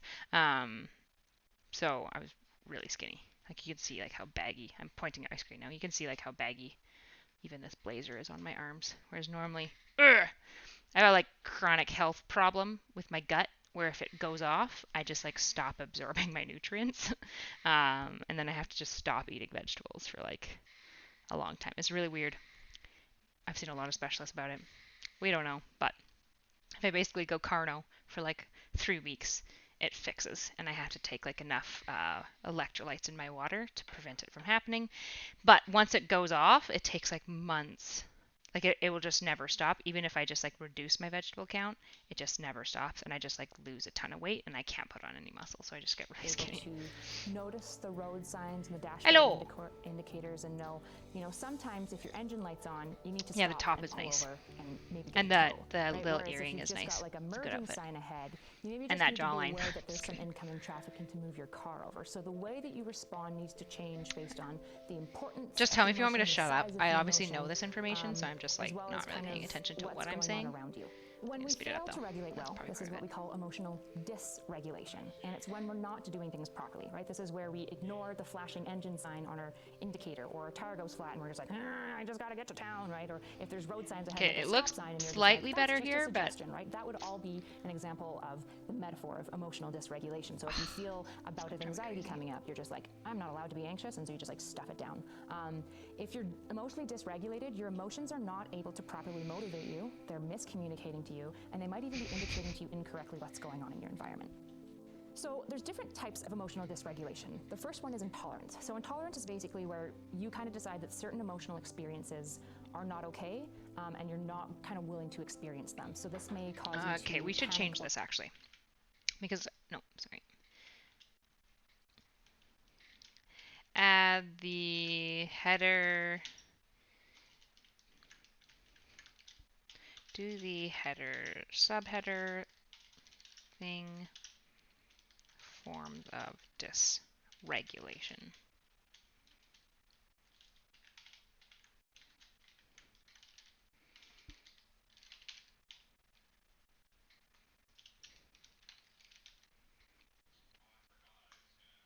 You not able to that would when it's when we're not doing things properly, right? This is where. And then do all the banners the same color for emotional dysregulation, like you did for tips and tricks in chronic pain.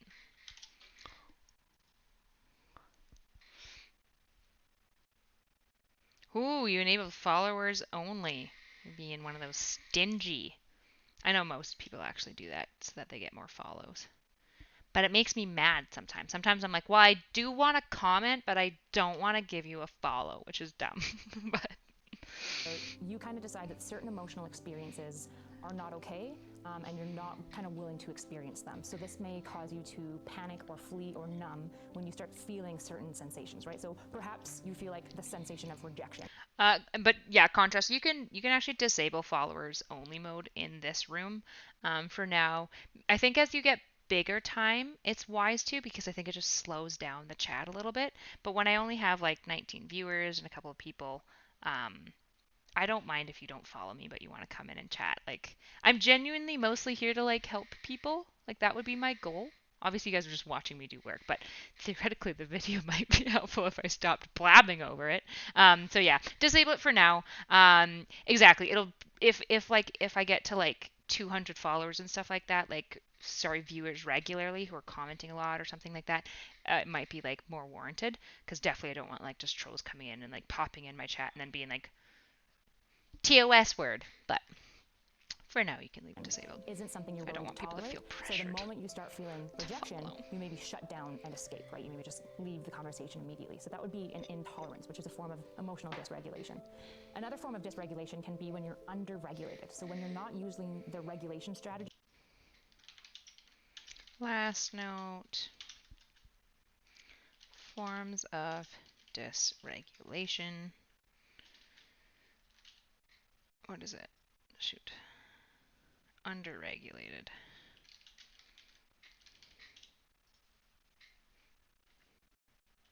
Regulation can be when you're underregulated. So when you're not using the regulation strategies when you need to. So for example, say you're in a conversation and somebody's really trying hard to convince you that the earth is flat, and you're getting angrier and angrier, and you're like, no, the space photos are right?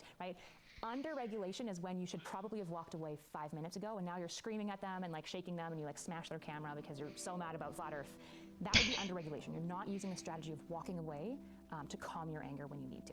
Okay. Misregulation is where you use strategies with bots, that are right, incorrect Toby? for the situation. So for example, same as above. Note.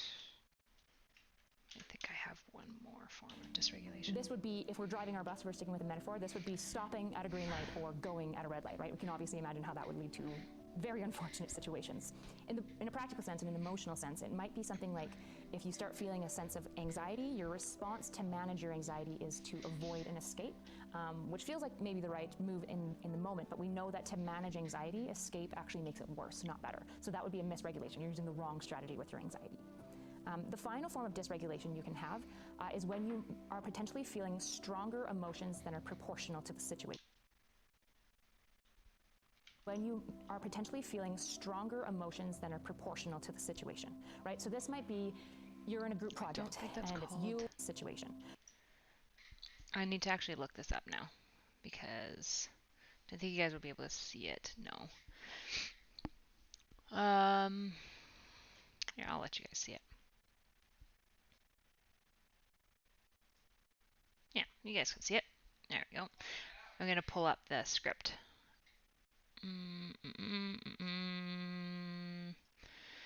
Okay, video content. What is this? Emotional regulation.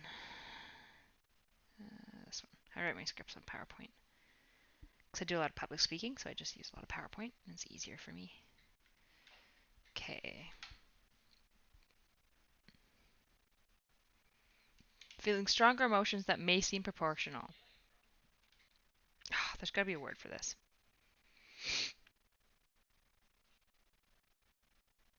Oh, they gave that the wrong title. I thought underregulated was the wrong.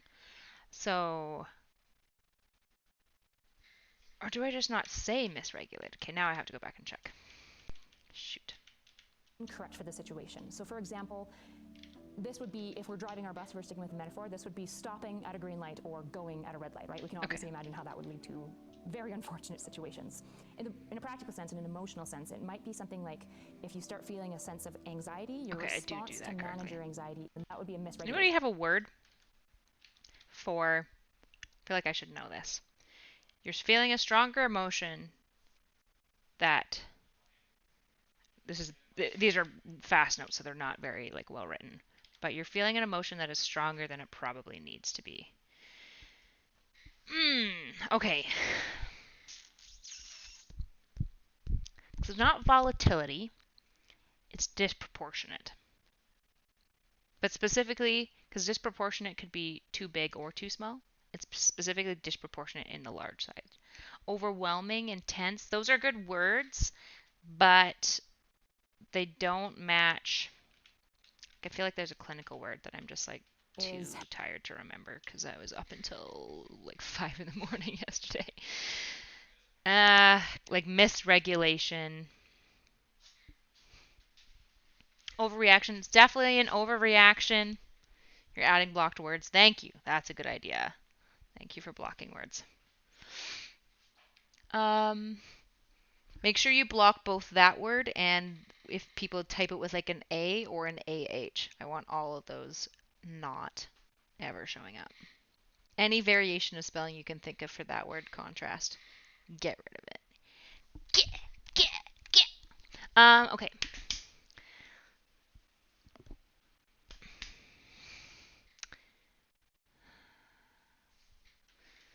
Okay, what do I describe it as? Proportional to the situation. Like you could, like I think what we would call it is emotional discontrol. It's just not a very fun word, you know? Let's look up the word meaning.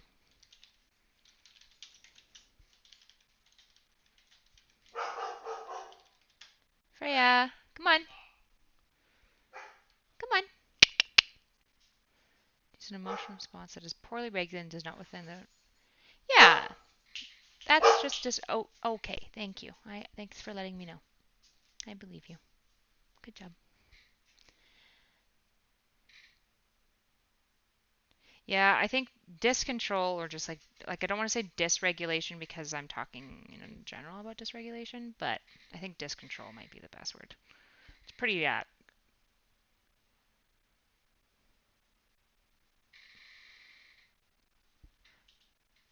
Yes, block most things TNI says. Absolutely. Chain, I'm gonna have to go for the boring one. That way, because the thing is I want people to be like, oh, that's me, and then be able to Google it and get the correct information. That's like basically my main goal. So like when I look up emotional discontrol, it brings up disproportionate reactions. Obviously, it brings up both over and under, but I don't think we'd have a word clinically for just overreaction. Because a lot of times people who overreact to things will also underreact to things. Like usually if you have emotional discontrol, you actually do a mixture of both anyways.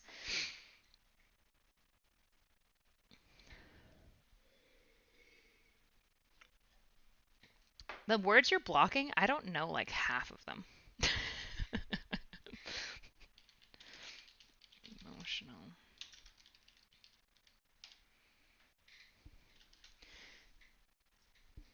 Emotional discontrol. Thanks for doing that contrast, by the way. That's super nice of you. Right, so this might be you're in a group project and it's you and Andre and you're like dead set that you want to do a video on like cats and like their evolution over the years, right? And Andre's like, I don't know, man, I think dogs are way better.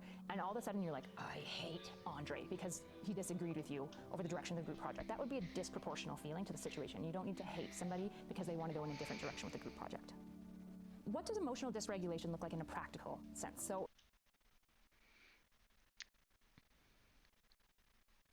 in a really extreme way, okay, look at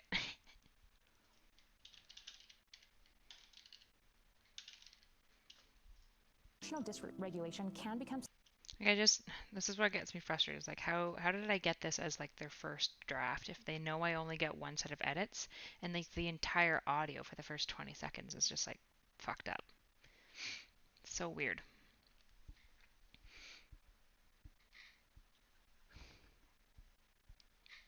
Did it say border? Don't tell me it said border. Ah!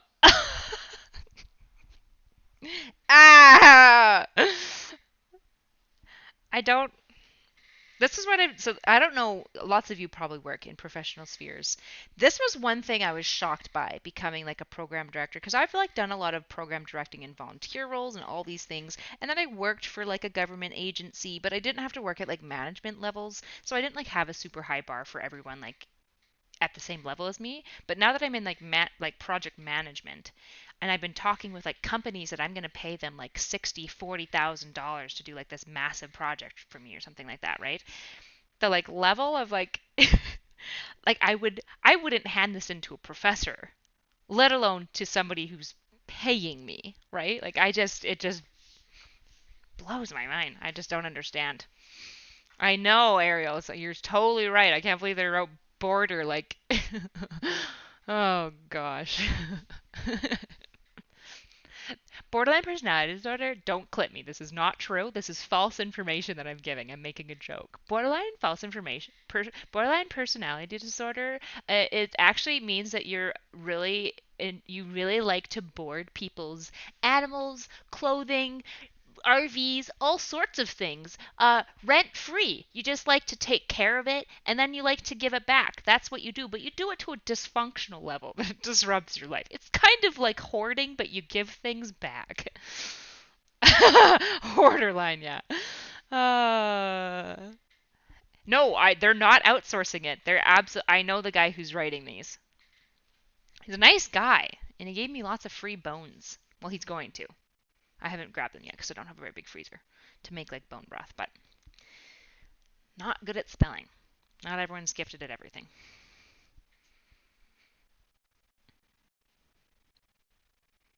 I'm just trying to decide. I might just delete this sentence. Just keep the headline.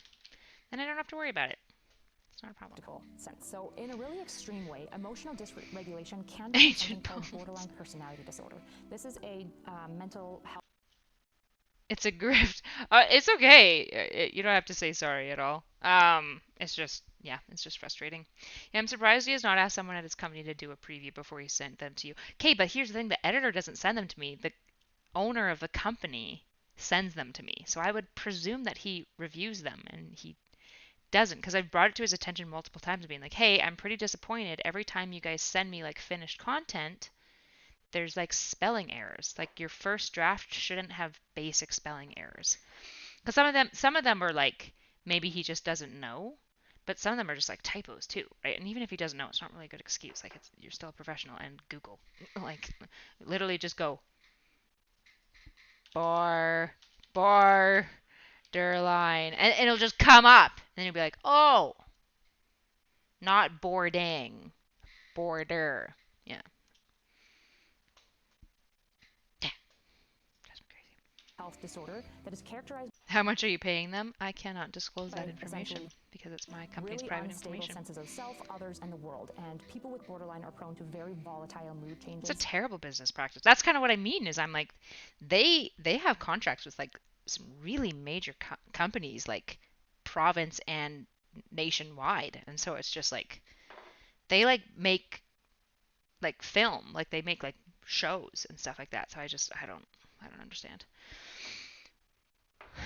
Yeah, because here's the thing. You can be bad at spelling. Like, that's super fair. I'm not going to harp on you for being like, hey, just so you know, I suck at spelling. It's just like, if you know that, just have other counters set up, right? Like, there's nothing wrong with being bad at spelling. Like, it's whatever. It's basically like, can you memorize how to spell things? Because English is never consistent on how to spell things, right? Border is an easy word to misspell.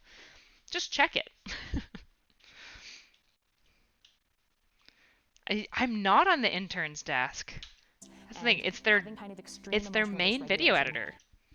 Because I talked to him. Like him and I have talked extensively about him editing the videos and him being like, "Ah, it's so funny. Like I'm not really that keen on mental health, but I feel like I know more about mental health than like most people because he has to watch my videos like over and over and over as he's editing them." What are we up to? I am doing work. I get paid for this. Not by you guys, but not that you're not willing to. I feel like I need to find a better way to say this. I'm working for my company that I'm contracted to, and I figured I'd stream it so you guys could see what program directing an online mental health program looks like. Looks like really bad video editors. Nice team, really bad video editors. They typically have all of the emotional dysregulation issues that I just mentioned before.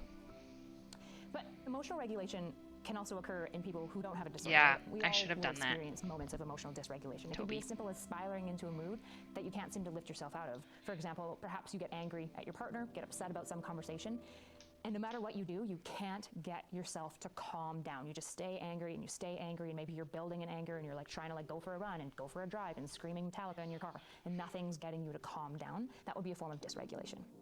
Another form of emotional dysregulation might be being stuck in an emotion, right? So perhaps you're feeling really intense emotional dysregulation.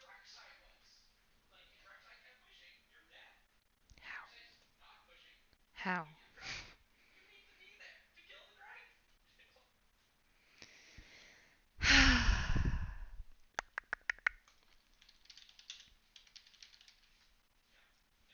Might be being stuck in an emotion, right? So perhaps you're feeling really intense sadness and you just kind of stay there and you listen to really sad music and you watch all of the movies that make you the most yikes sad. indeed, right? You're doing kind of all these strategies that aren't going to help you come out of the sadness. You're just kind of dwelling within it. And if you're like, but aren't you supposed to feel your feelings? You are. I'll get into more of that later, I promise. Another example of dysregulation kind of just in the world would be acting out an emotion impulsively, right? So say you get filled with like an extreme desire. Daily life. You're right. Day in the life is weird. Because usually I use that header, like he's stealing it from me. Because again, I just kind of copy and paste my basic format. And usually day in the life is like day in the life of somebody with depression. Because the topic is like a mental health disorder. But yeah, a day in the life of emotional dysregulation.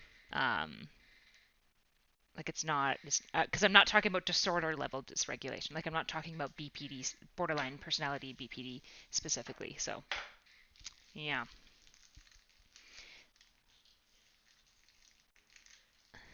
It's not like there's a lot of text in the video. It's not like missing a few words in a novel. Exactly. Like that's the issue. Like if there was a ton of text and if it was like really complex what I was doing.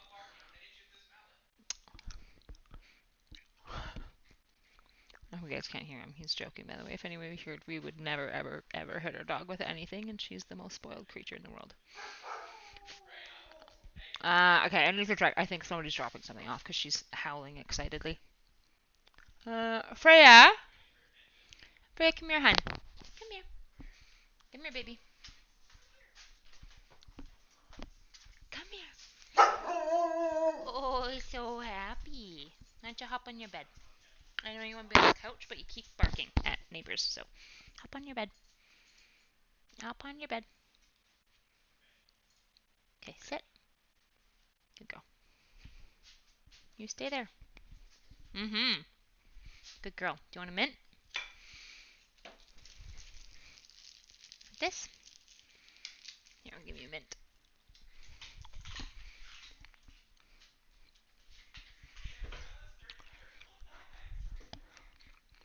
Yeah, so we got all of the, as you said, Glovebox, we got all the raw footage. And we're going to basically have to redo a fair bit of it. Luckily, what we mostly paid for was the filming quality and the studio. because the infinite background, the studio overall is good, and the quality of film is really, really high. It's and whatnot, and the production value is high. It's just the editing is not for good. Revenge on your friend, and then you go out and you impulsively do some action that you will definitely regret later. That would be emotional dysregulation.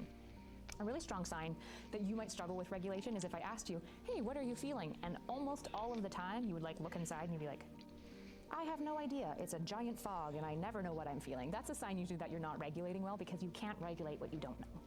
Another really interesting phenomenon that happens around emotions is something called the misattribution. Okay, you're right. We still have that day in the life issue. Sorry, I put a mint in my mouth. I'm going to sleep in a video. Video about left debates is going up tomorrow. Cool. Thanks, Contrast. Good job today. Good work. Okay. We got to think about this.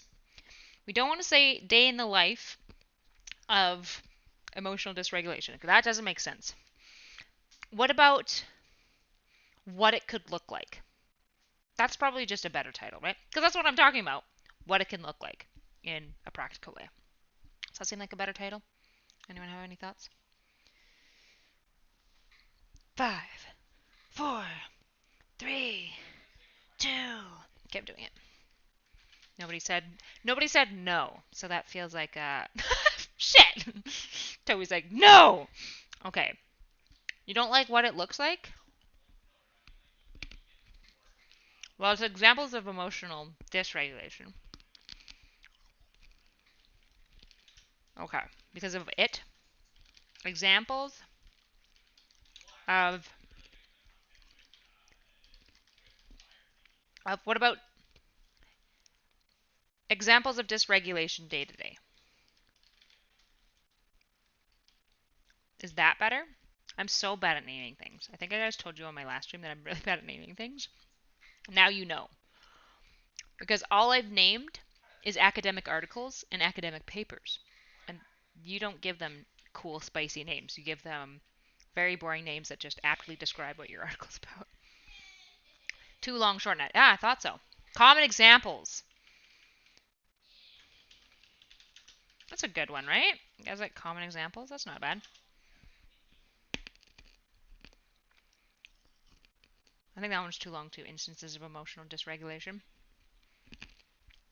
It's basically an academic paper. Okay. Look, our first troller. Can I delete this? Probably. Gotta figure out how to. My mod just left. Does anybody know how to...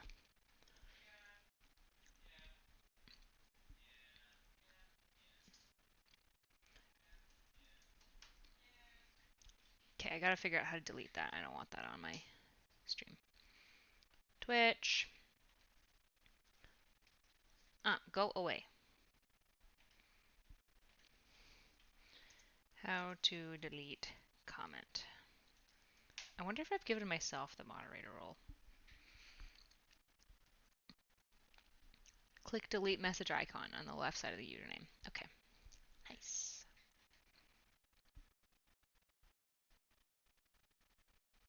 There's none. Do I need to make myself a moderator?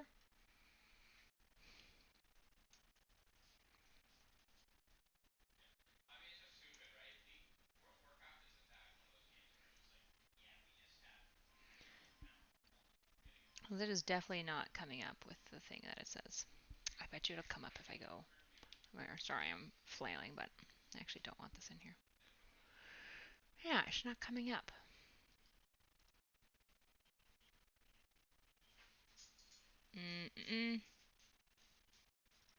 Well, he's timed out now.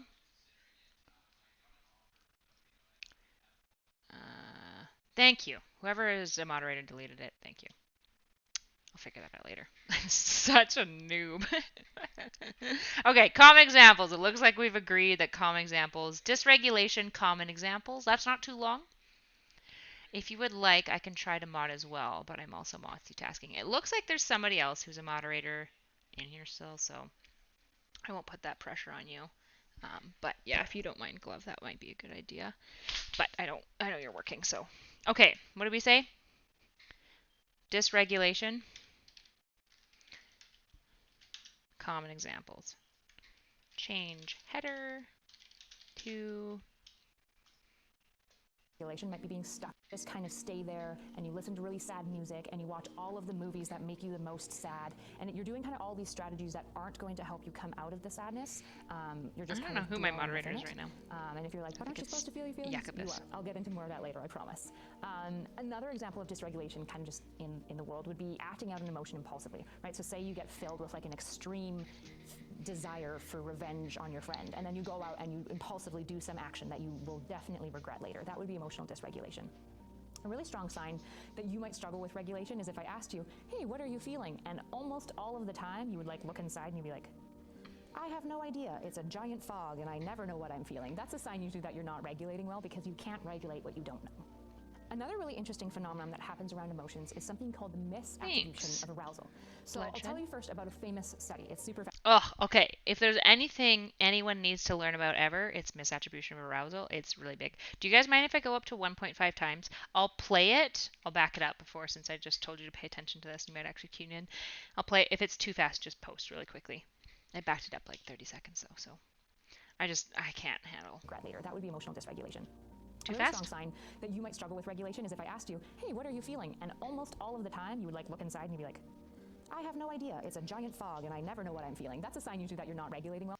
It's fine for you, okay. If I get like even like a couple people saying not fine, it's totally fine if it's too fast. Is this tent going to be available on YouTube? This video, is that what you're asking? I don't know what you mean by tent.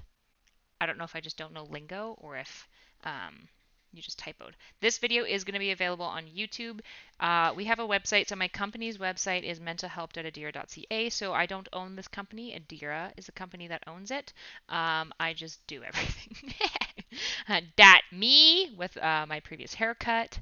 If you go to episodes, you know, all the episodes we have up right now, and we haven't been posting much. I'm going to post anxiety pretty soon here, and if you actually click into them, some of them are, so each of them are going to have a workbook attached as well. As you can see, the workbook on ADHD is ready to go, so you can access them at any time. They are always free. Obviously, my contract with this company ends in May, so they might choose to monetize it after, but as long as I am heading up the program, everything will remain free. So you can just access it. And you're like, well, how do you make money? We don't. That's why that's why there's some issues. Well, because you can't regulate what you don't know. Another really interesting phenomenon that happens around emotions is something called the misattribution of arousal. So I'll tell you first about a famous study. It's super fascinating. It happened in Canada, so basically in BC, they had a researcher approach a bunch of men. Some of them she just approached on a sidewalk, and the others she approached on this bridge that spans this chasm in BC by Vancouver. It's a suspension bridge. So she approached a bunch of men. She's like, hey, can you do this like 5-question survey? And then she gives them basically her number, being like, if you have any questions about the research, feel free to call me back. She did that for both groups. It turns out the men who she approached, who were standing on the suspension bridge, were much more likely to call her back and kind of be like, hey, I had questions. Mostly I think you're cute, but I had questions about, right? They reached out with interest. And what we realized is that the woman was the same. The questions were the same. The only thing that changed was whether they got approached on a sidewalk or a suspension bridge. And what happened is a lot of the men, their heart was racing faster because they were on a suspension bridge. And yet this woman approached them, talked with them, and then gave them her number. So they were like, is this love? Right? They didn't realize that it was actually, you're just feeling slightly nervous because you're on a suspension bridge. And we do this all the time. We constantly will attribute some sensation in our body. We're like, man, I'm feeling a little bit sad. Check next time. Are you sad, or is it gray outside? Because a lot of people misattribute kind of the lowness of energy that they feel with a gray day, which is a pretty biological response, to being really sad. And a really common problem that happens more interpersonally is that people will feel upset or sad or angry, and they'll often attribute it to the wrong thing, usually the thing that's happened most recently or is most like novel or new in their life. Right? So if you're upset with your partner for maybe making too many dishes, if you actually look into it, you might be like, I actually don't care if they make dishes because they live in this house. It's fine. I'm actually just really grouchy because I'm super overtired, right? That would be a misattribution of arousal, and we do it all the time. It's super natural. It's just really important to try to check it, being like, hey, this feeling that I'm feeling, is it actually from the situation, or is it being caused by this like random environmental thing? So, okay, it's good, except they left me kind of sitting and looking at the prompter for too long, I think, especially because that's on 1.5 times. So if I can see it at this speed. Being like, hey, this feeling that I'm feeling, is it actually from the situation, or is it being caused by this like random environmental thing? So yeah, it's too long. Oopsies. Normally in this like random environmental thing.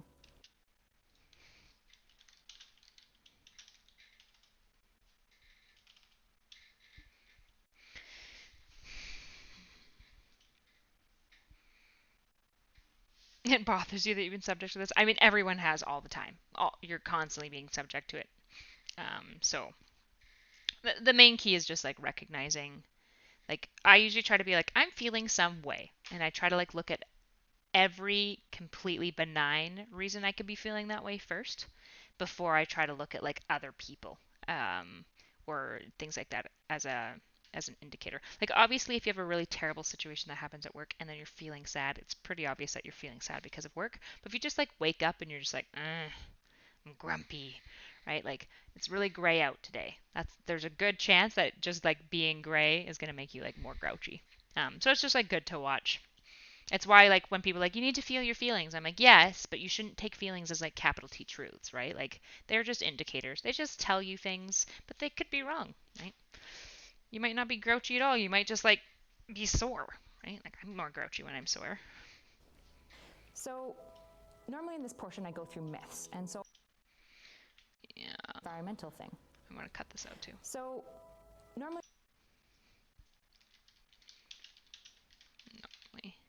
so is my like word. I've noticed. Just gotta text somebody. In this portion I go through myths, and so these aren't so much myths as much as unhealthy mindsets people often have regarding emotions. The first mindset that I want to address is this belief that negative emotions or certain negative emotional experiences are belief that is that long enough? And also it's cut off. To address is this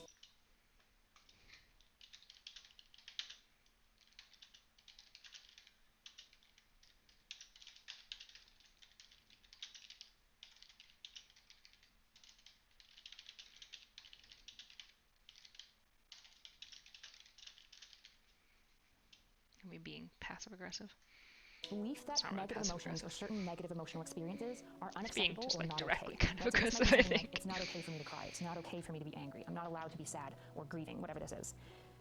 This mindset is a very significant factor in predicting the later development and maintenance of mental health problems. Believing that you're not allowed to experience certain emotions for whatever reason, you might be like, I don't deserve to feel joy. Any of these things, they actually predict later mental health development. It is important to feel emotions. Emotions are just what they are. They're road signs. But thinking that certain emotions are bad or are not okay is really unhealthy.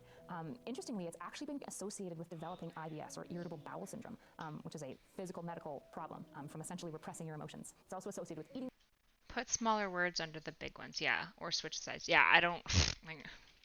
What is this? What is this banner? Like I don't mind because what they're doing is they're kind of doing like the heading and then the point. So I don't mind their sizing like small, large, but make it fit. Like no negative emotional experiences are what? I don't know. And they're gonna spell something wrong, guaranteed. I'll just send them back to them. Like if they give me, they're not like douches enough that if they gave me a final product and there's spelling errors that they're not going to fix just what they are. They're road signs. But thinking that certain emotions are bad or are not okay is really it's just unhealthy. More work on my part, which is interestingly, annoying. It's actually been associated with developing IBS or irritable bowel syndrome, which is a physical medical problem from essentially repressing your emotions. It's also associated with eating disorders, chronic fatigue, PTSD, social phobia, borderline personality, and depression. And here's the most annoying thing. Whatever emotion you've decided is not okay. Maybe it's anger. You're like, it's not okay for me to feel angry. And so you stuff it away and you put it in a bottle and you toss that bottle over your shoulder and then you pretend that you never did that and that it never existed in the first place. And you just like blind yourself to whatever emotion you don't want to feel. It grows. And that's what the research shows. If you're like, I'm not going to feel angry, I'm not allowed to feel angry, guess what? You're going to be more angry. Having particularly negative views of a specific emotion tends to leading to you to feel that emotion more often, more chronically, and more intensely. It's kind of that obnoxious thing. This is why Mr. Girl needs to understand that absolutely you can change emotions and it is very healthy to do so. It's like my biggest frustration with Mr. Girl's takes is like, I don't think you can change emotions. You can only repress them. And I'm like, you've never like had a situation where you like thought one thing was happening, turns out it wasn't happening. Like it just turns out that you misinterpreted it and then you just felt better afterwards. You've never had that? That's changing your emotion. That's what therapy is. Like that's the basic premise. It drives me crazy. Where you're like, I hate feeling fear, and it's like, that's fair. Nobody likes feeling fear, but you are likely to feel fear more often, and repressing it means you are most driven by it. Another really unhealthy mindset around emotions is believing that again.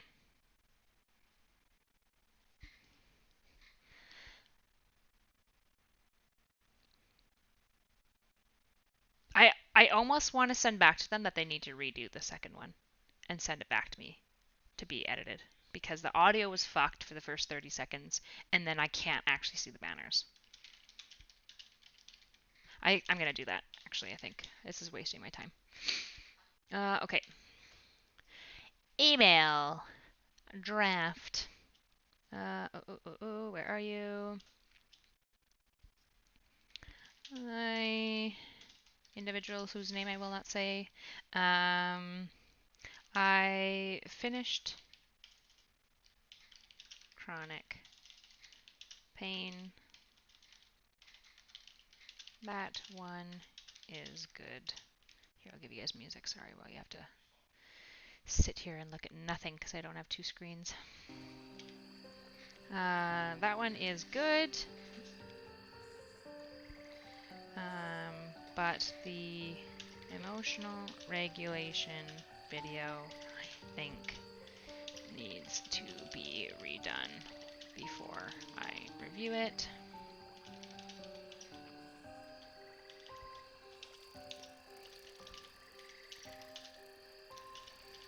Beginning is messed up and out of sync.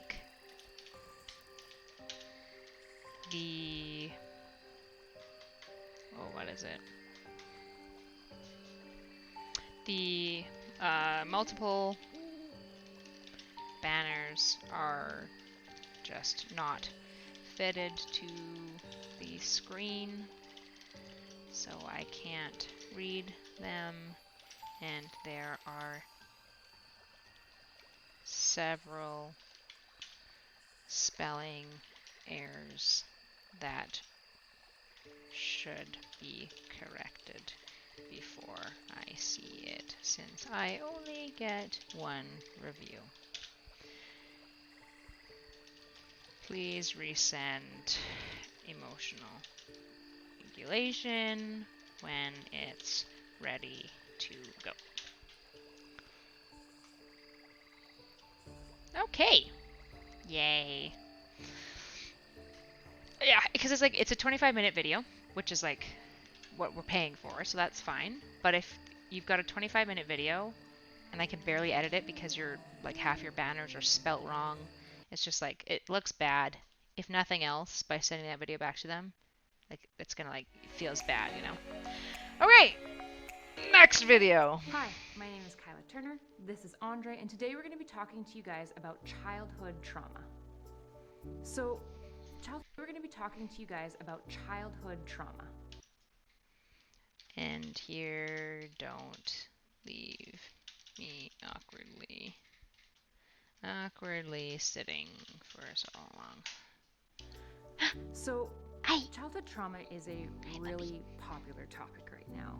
It's kind of blowing up in social media and pop psychology. You'd love to see me have a conversation with Mr. Girl? I'm not sure. Like, his conversation with Lauren, like, I wasn't sure what I felt about Mr. Girl, and then I watched his conversation with Lauren Southern, and I was like, why is he being so aggressive? Like, yikes. And he openly says all the time that he hates women, and he's like talked about like his terrible stepmoms and stuff, but I'm like genuinely wondering if he actually does and doesn't, because it doesn't really feel like he tried to hide anything. And I can't tell if he was aggressive towards Lauren Southern because of like things that she's done and it's not because she's a female. Like, I don't want to assume. He's just like said a lot that he hates women, but it's like, to what extent is he saying that because he feels that way, and to what extent is he saying that because he says ridiculous things? But he says everything that he says is true. I'm just not sure I like actually believe him. It was super weird with Lauren Southern. Who supplies Andre's skeleton pals different outfits? Do you want to see me? I go to a thrift store and I buy baby clothes, and the people helping me find baby clothes get really excited. But the first time I did this, I actually bought a bunch of clothes that don't fit him because his like legs are crazy long, right? Because we've got all this like meat, but he's like an anatomical skeleton, so his like legs are really long and his like everything is really narrow. So it's hard to find like good clothes that fit him.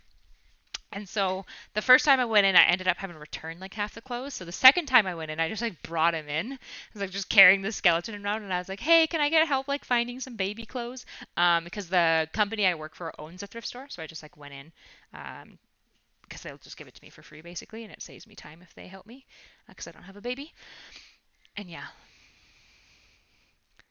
This is what you do. It's why I'm here. I don't know.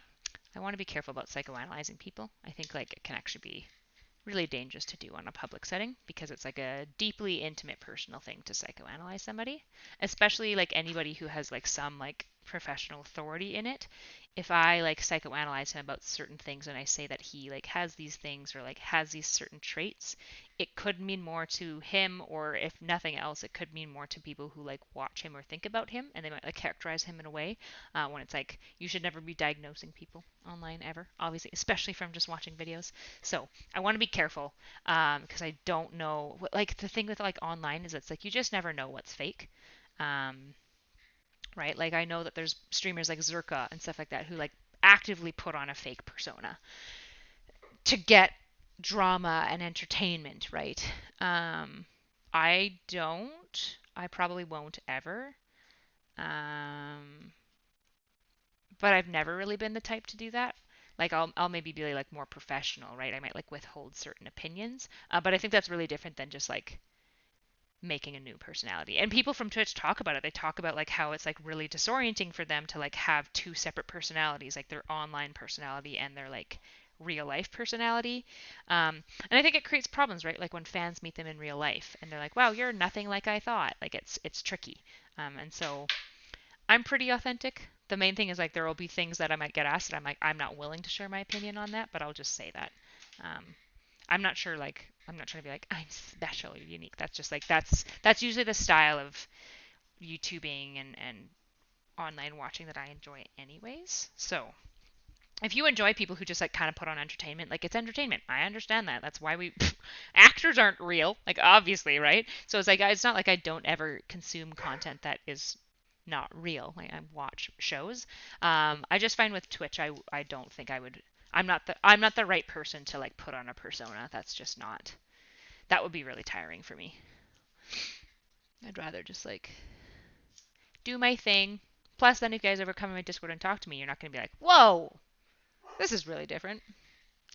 If it is a character for him playing, then it will help him do better. Yeah.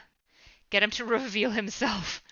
Love the different outfits for Andre. Dressing up Andre is my film crews. They get so excited when I like come in my film crews like Andre, and they're like all these like super buff like tattooed guys, and they like carry Andre in and they like dress him up and they get like really excited.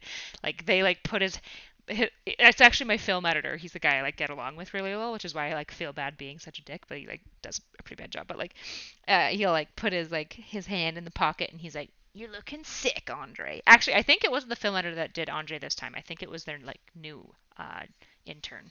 But they really love it. I think it's really cute. Zerba maybe puts on a character, but he might just actually be a psycho. I feel like I've heard interviews of him kind of like talking about how he does like a bit of a persona. I could be wrong though. I'm not. I don't like follow him religiously. That's for D&D time. You can engage his character and actually be with him at the same time. Yes, but it's a lot of work. It's a lot of work, and I don't really like counseling people one-on-one. I actually like mostly exclusively try to. I've done one-on-one counseling and group therapy, and I always prefer group therapy because then I don't have to deal with like the client like lying and being like, I'm actually like really nice and I don't know why all my friends are being mean to me. When it's one-on-one, I'm like, I can't tell. I don't know. You could be lying to me. It could be true. But the solution that I need to give you here is going to look different, right? And obviously with time. Freya, come on, hun, please. Um, with yeah, with like one-on-one and enough time, you'll start to figure out like if they're telling the truth or not. But you stick them in group therapy, and it just comes out right away. It's so much easier to work with people in group therapy. Um, Hi. Do you need to go to the bathroom? You do? Okay. Um, so yeah, those are my random thoughts on that. Oh, he got back to me already. On it. Thank you. Nice. He was like, "Oh shit." um, okay. I'm going to go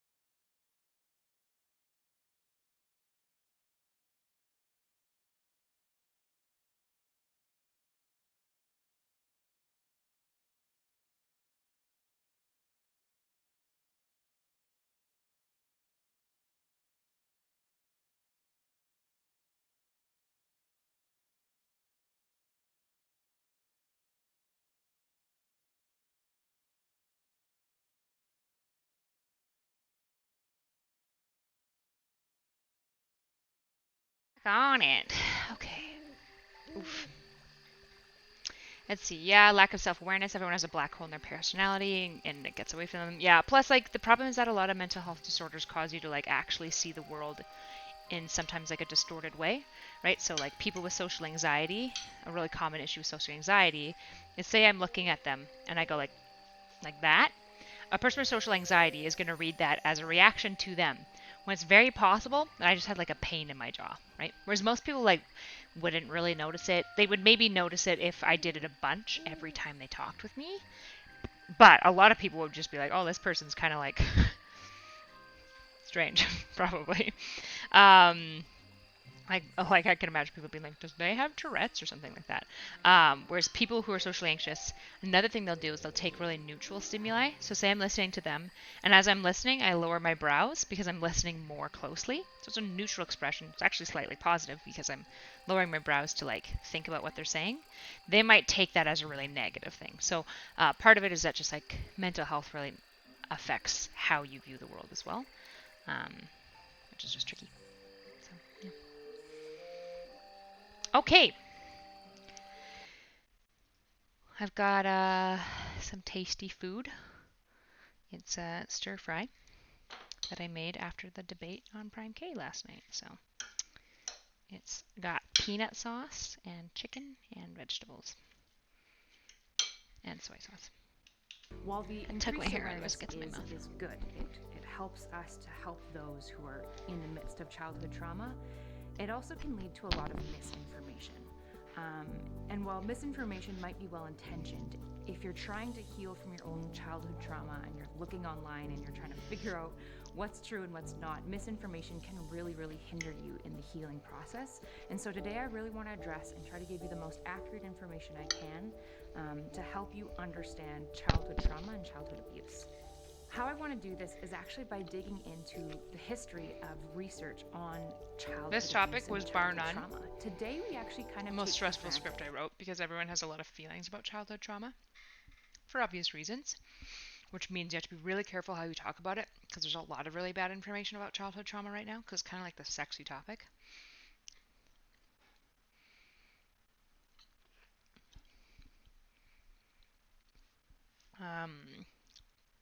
So I wanted to give like accurate information without just missing people's experiences. So this one took me hours of research. Like my citation list is very long on this one. We all kind of know that if you have a really poor, crappy childhood, the likelihood that it's going to impact you as an adult is really high.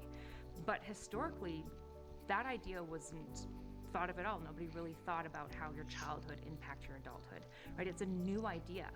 By 1948, there was the first write-up where a doctor kind of was like, oh, it's very interesting. There's a lot of kids who have broken bones and brain injuries. And that's kind of where the research ended.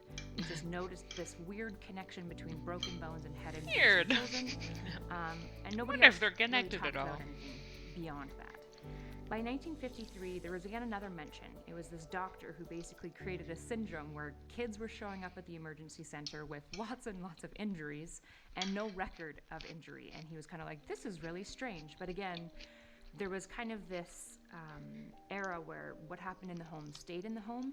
And again, nobody really had any regard for how if you treated your child poorly, it would have later consequences for that child as an adult. Between the 1940s and 1960s, there really wasn't any... I'm not sure what music would be better, but this isn't it, which sucks. Yeah, I wonder what I should do. Any recommendations? For that child as an adult. Between the 1940s and 1960s... Like, obviously we're talking about childhood abuse, so I wouldn't want like something like ding ding ding, like I don't want something super upbeat, but this isn't doing it for me. I'm not sure why. There really wasn't any research that looked into even childhood abuse, right? The most research I found about any level of childhood well-being was into bereavement, and it was just little case studies on kids who were super distressed because they had lost a parent to accidental death. Then in 1962, everything changed. There was a book released by Dr. Kemp and Dr. Steele, which is called The Battered Child Syndrome, and it put childhood abuse on the world stage for the first time. It was the first time where people went, hey, treating kids poorly might actually not be a super good idea, and we might need to look at this. Following 1962 and the release of this book, there was an explosion of research and media and just conversations around childhood abuse and later on childhood welfare. In 1974, the U.S. established the Child Protective Services, and they created hotlines, and actually states began to mandate professionals to report when they suspected child abuse. Now, in 1974, you only had to report if you suspected physical abuse was going on, but since 1974, our definition of what abuse even was has expanded over time, right? Whereas now in 2021, we consider abuse to be both neglect, emotional, physical, sexual. We are concerned about domestic abuse, right? Financial abuse. Our conception of what we consider as a society abuse has really broadened, and that's something that we should be aware of as a new idea and appreciate how much researchers and advocates have worked to bring childhood trauma and childhood abuse into the forefront of our mind so we can actually talk about it and kids are getting reported and intervened and supported.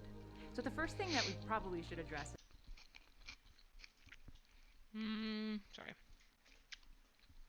what even is childhood trauma, right? Like, what is defined as childhood trauma? And just like the word abuse, it's changed over time, so has childhood trauma. And to be honest, there isn't a really firm consensus on what is childhood trauma. It changes between societies, cultures, it even changes between clinicians or individuals.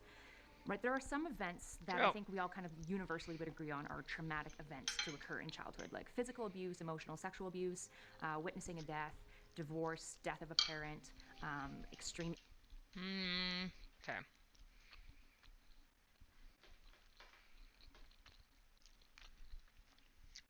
I was like, I don't think there's any typos. But they don't know how to spell salt. Twice. We're so close. So close, but so far. Traumatic event is typically classified as violent event. Not kind of, but which can include but are not limited to. Okay, yeah. I just want to remove this. Did I say that? Right, there are some events that I think we all kind of universally would agree on are traumatic events to occur in childhood, like physical abuse, emotional, sexual... I'm just going to get them to remove it. Oh, I jumped ahead. Shit.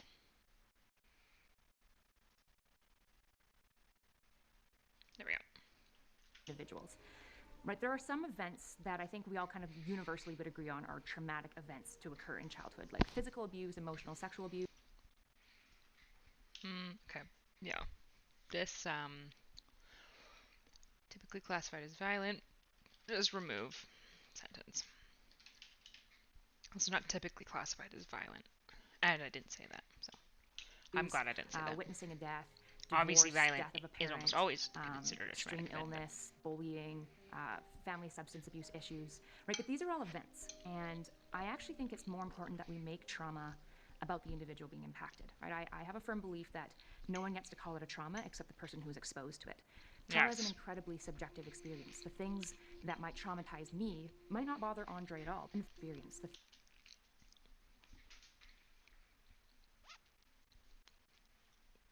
Things that might traumatize me might not bother Andre. Okay, well, if we remove that one, we have to remove this one, which sucks, because I don't mind this, actually. But I think we just have to... I think actually it would be better if we go here and we change this header to traumatic event,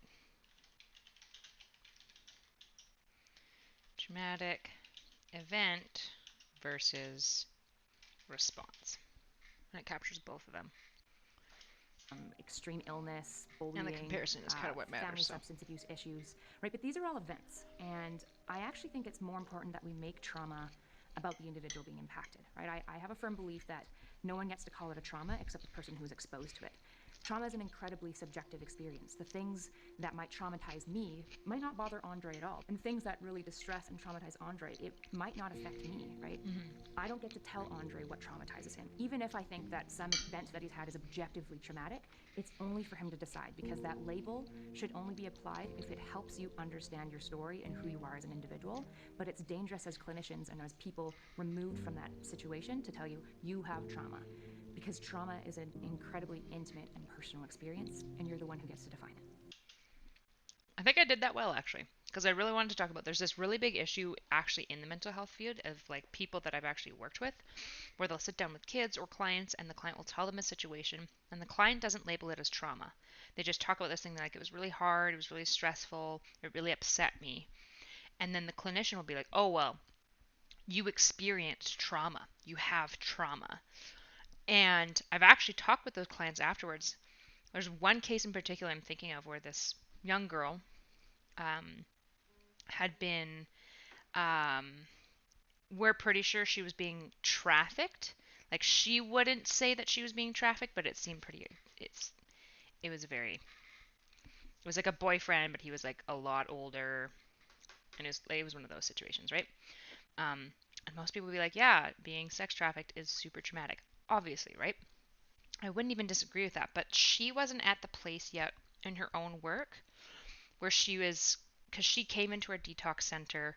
Um, she was arrested, right? And that was like her first break away from this trafficker, basically. So she wasn't really at the place yet where she was even calling it trauma. And I remember she sat down with one of my coworkers who I hated.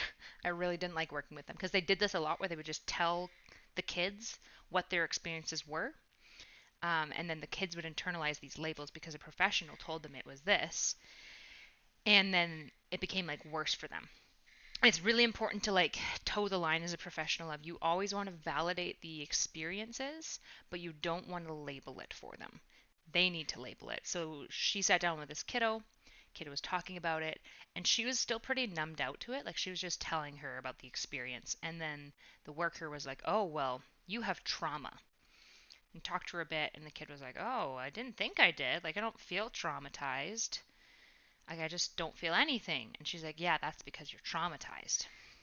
And then they chatted for a bit longer and left. And I had the evening shift, so I came in the evening, and I had really good rapport with this girl.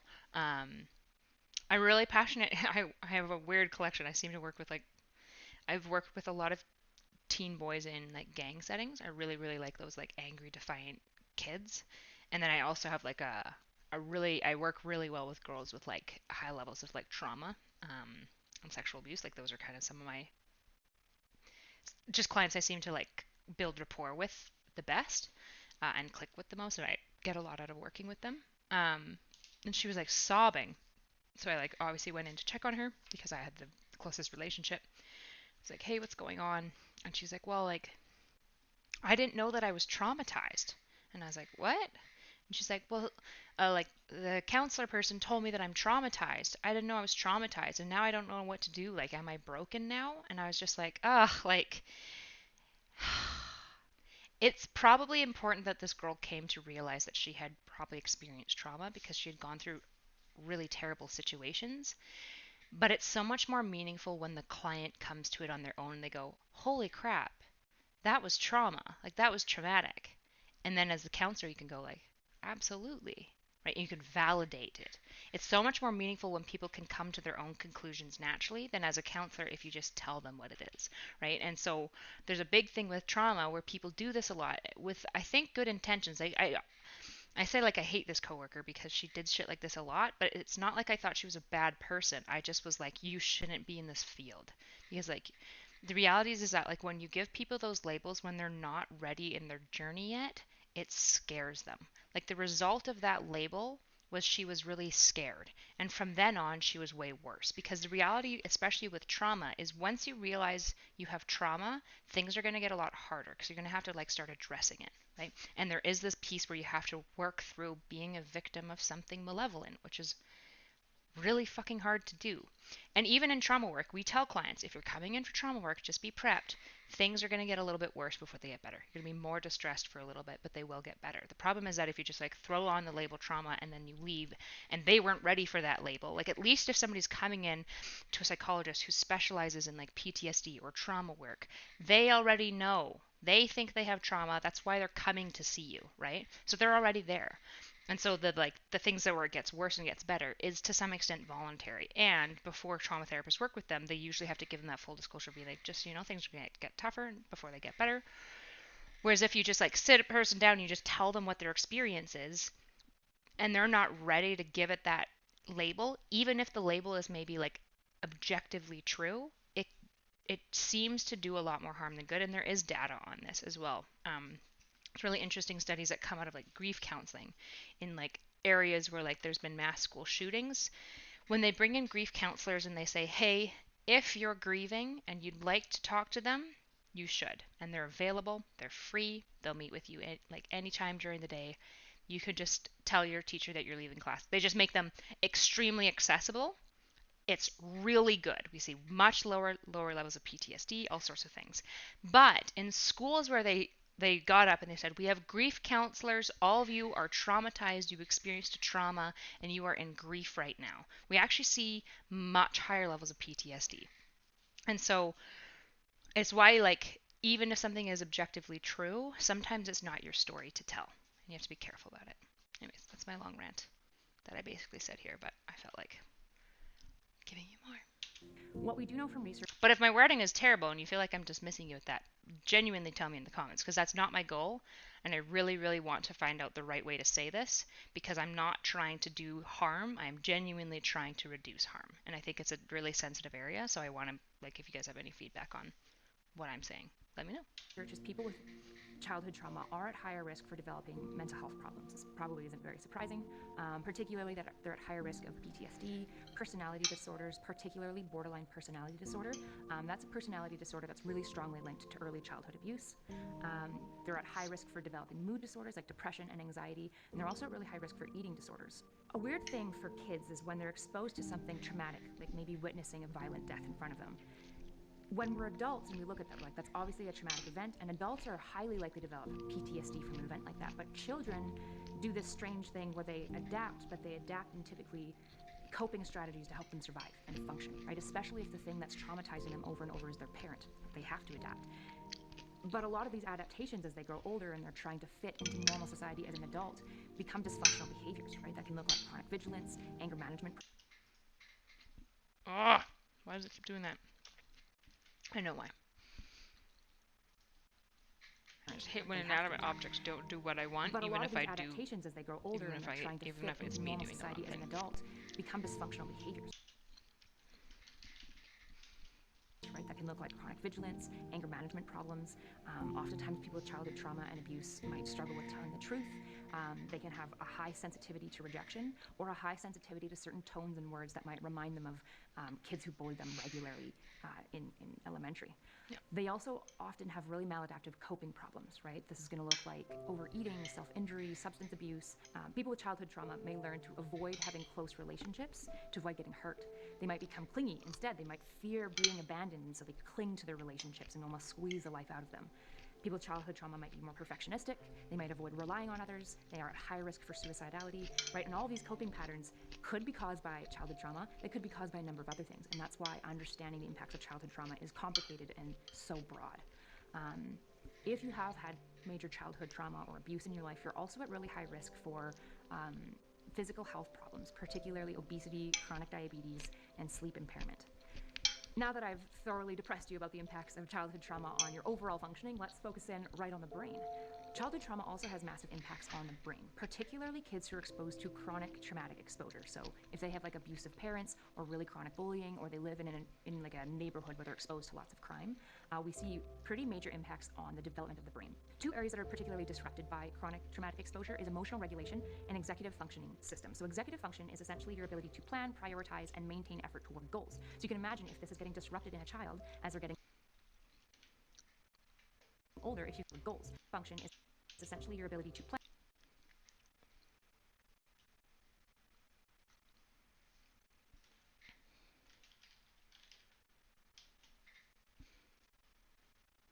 plan, prioritize, and maintain effort toward goals. So you can imagine if this is getting disrupted in a child as they're getting older, if you can't plan, prioritize, and make goals, that is going to massively impact your life. It also impacts your memory functioning, memory formation, and your information processing. This is why lots of kids who have lots of early childhood trauma or trauma kind of at home chronically can really struggle at school, because oftentimes their brain and their system is so amped up of how am I going to survive when they go home that they're not really concerned about like what is math and how does multiplication work, right? Another really interesting finding that's come out more recently is how childhood trauma can lead to kind of this overall system dysregulation in the chemicals in our brain. So in our brain are these chemicals called neurotransmitters, and they basically make up everything that our brain does. They're the way that our brain cells communicate to one another. So if they're dysregulated, your entire brain is going to be a little bit dysregulated because the neurotransmitters that can get disrupted by childhood trauma are kind of utilized everywhere in your brain.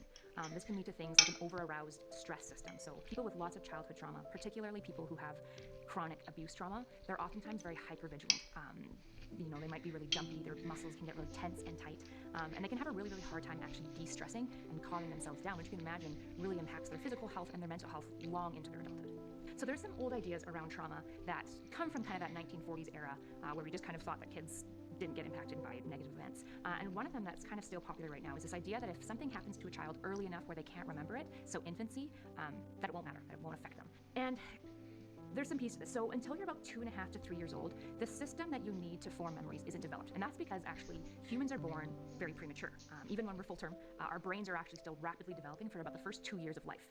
And so the system that we need to basically form a memory when you like look back and you're like, I remember when I was 6 and I like went bowling with my mom. That system isn't online yet when you're an infant, right? So you can't form these explicit memories.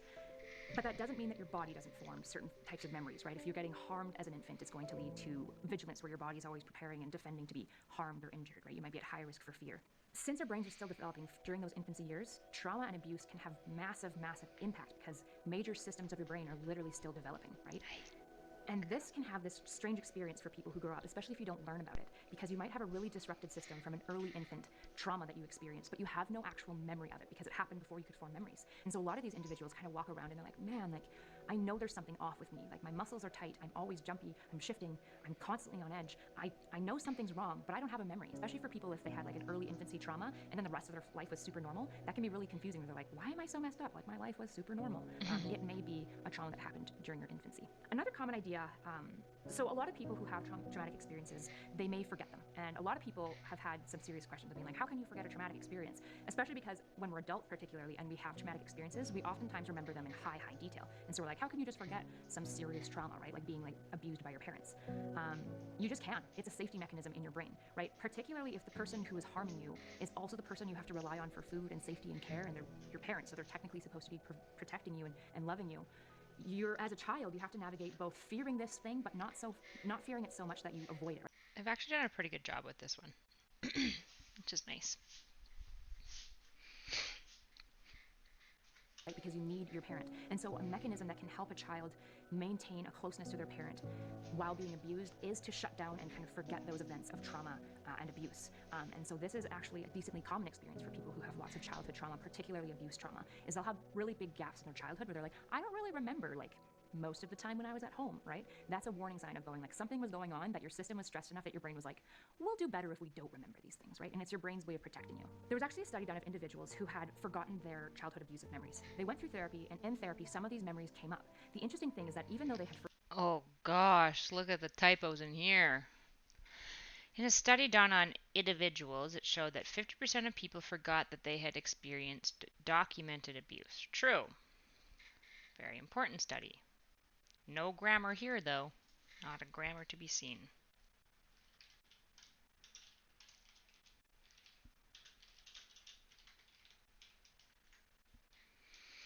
Remove. I'm just going to say remove. Forgotten these memories, 50% of them had verified abuse. That means 50% of them forgot abuse that the social system had actual documentation of, right? So to think that like, oh, you just can't forget your childhood abuse, that's not true at all. We know that that's not true, right? And in fact, the more likely you are to forget is about the severity of abuse, right? When abuse is really severe, you're actually much more likely to forget, or when trauma is really severe, right? Because sometimes trauma can just be something like a family member dying. That's really traumatic. It's not always abuse. But if it's distressing enough for that child, the brain's way of saving and protecting that child is to make them forget it. So the next thing that I actually want to talk about is CPTSD. And I'm labeling it as a myth. but I want to be careful about how I'm talking about this. CPTSD, or complex PTSD, is a diagnosis being suggested for essentially accounting for individuals with childhood trauma and the effects of childhood trauma. I'll start by giving you my opinion as a mental health professional, right? So this is not empirical. These are just my thoughts. I don't like the label CPTSD, mostly because I think it's confusing. And so if we label childhood trauma as a disorder and we call it PTSD, I think it'll actually confuse people. I think it's going to cause people to think that it must have PTSD symptoms, whereas, as I said, childhood trauma often creates more maladaptive behaviors and coping problems and a number of other mental health problems. And so I think CPTSD is a good idea as far as we probably do need to come up with a more specific diagnosis around childhood trauma, but I don't think the label CPTSD is actually going to help people. I think it's going to confuse people more. And psychology is terrible at naming things, like literally the worst. So we should try to not name it terribly again. However, Talking point. We do need something, right? Diagnoses are really valuable because they inform you on treatment. The problem is that the way you treat PTSD and the way that you treat childhood trauma isn't necessarily the same, right? If somebody has PTSD from their childhood trauma, we should probably just diagnose it as PTSD and then treat them for that PTSD. But if you have eating disorders and relational problems and a massive distrust of other human beings because of your childhood trauma, we're not going to be able to treat it with PTSD treatments, right? It's probably going to be a lot more of deep kind of interpersonal work and a lot more conversations. And so I want to make sure that the diagnosis that we give to people with childhood trauma actually properly informs the treatment that we need. Finally, let's talk a little bit about prevalence, or how big of an issue is childhood trauma. And I'll start by telling you there is a huge gap in the literature. So if we start first with verified child abuse, based on essentially, verified basically just means that a social worker got a call, somebody called a hotline, reported abuse, a social worker went in, they checked, and they said, yes, abuse is happening here. So that's considered a verified case. In the US, there's only about 1% of children who experience verified abuse. However, if you start asking people as adults, how often did you experience abuse? 1% is not at all the number that's given. Some numbers, it's all over the place based on how we're asking people, but it can be upwards of 40 to like 80% of adults report having experienced some form of childhood trauma or abuse. So what's causing this gap in the literature? Well, first of all, just because abuse is happening in the home doesn't mean it's going to be reported. So that 1% is for sure smaller than it actually should be. A final issue is actually that social workers are often extremely overtaxed. Usually the number of case files that any caseworker has is insane. I don't know the exact number, I don't have stats on this, but any social worker I've talked to, and if you talk to, can tell you, yes, my caseload is massive. Now, abuse doesn't necessarily encapture all forms of trauma, right? So how many people are experiencing childhood trauma? Well, again, it depends on what we're calling trauma, and it depends on whether you identify it as trauma. There's a problem that we see if you ask teens and adolescents if something in their home is traumatic or abusive.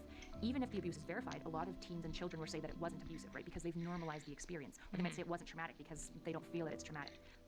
Almost everyone can identify with that. And so I imagine that the amount of people who have some level of even smaller childhood traumas is really high. I think, unfortunately, the reality is that we know that life can be really hard. Sometimes our parents do the best and they still fail us. Sometimes everything does its best and we still get sick, or people we love die, or our families get divorced, right?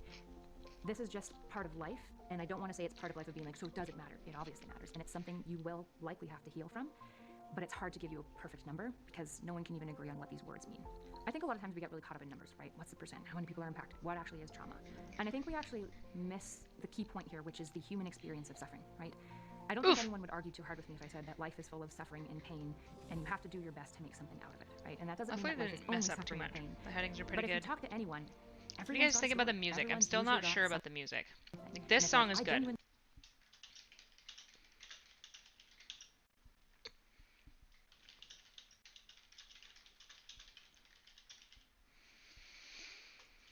Because this one is like melancholic but still kind of like hopeful. Kind of like, it's got like the blend of like happy sad, which I really like. You're not alone in your traumatic experiences, and the fact that you're not alone doesn't make it less. It actually makes it more. It makes it a point of connection. It makes it sad that even though we've advanced our world so much, crazy that these like 20-minute videos can take like an hour to edit. Which, what even is the internet? Who knows? Someone does. But you know, even though we have all these crazy inventions and whatnot, people are still having kind of similar things. That's why you can read ancient books like the Bible when it talks about like my life is meaningless. Nothing means anything to me. I am just smoke. We can read that thousands of years later and be like, I get that feeling, right? I also want to say though that you're not just the product of your childhood misfortune and pain. You're so much more than that. Do you need to grieve it? Absolutely. Are the people who perpetrated your pain, if it's your parents, the options of who you should process it with? Probably not. They're going to be motivated to deny it. And the reality is your parents or people who've harmed you, they've got their own trauma stories. And trauma doesn't excuse harming and being cruel to other people, but it sure does make it more understandable of how people can struggle so much.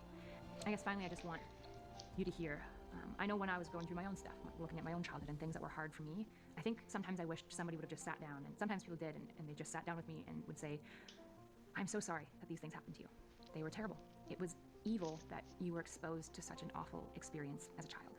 probably most of the experiences you had as a child were completely out of your control, right? You're not at fault for them. I don't know how people are going to feel about the word evil. That's quite the word. I mean, I think it like abusing a child is evil, and just because something is evil, it doesn't mean that the person who did it is evil in my mind. But I can imagine getting some comments about calling it evil because people like really don't like that word.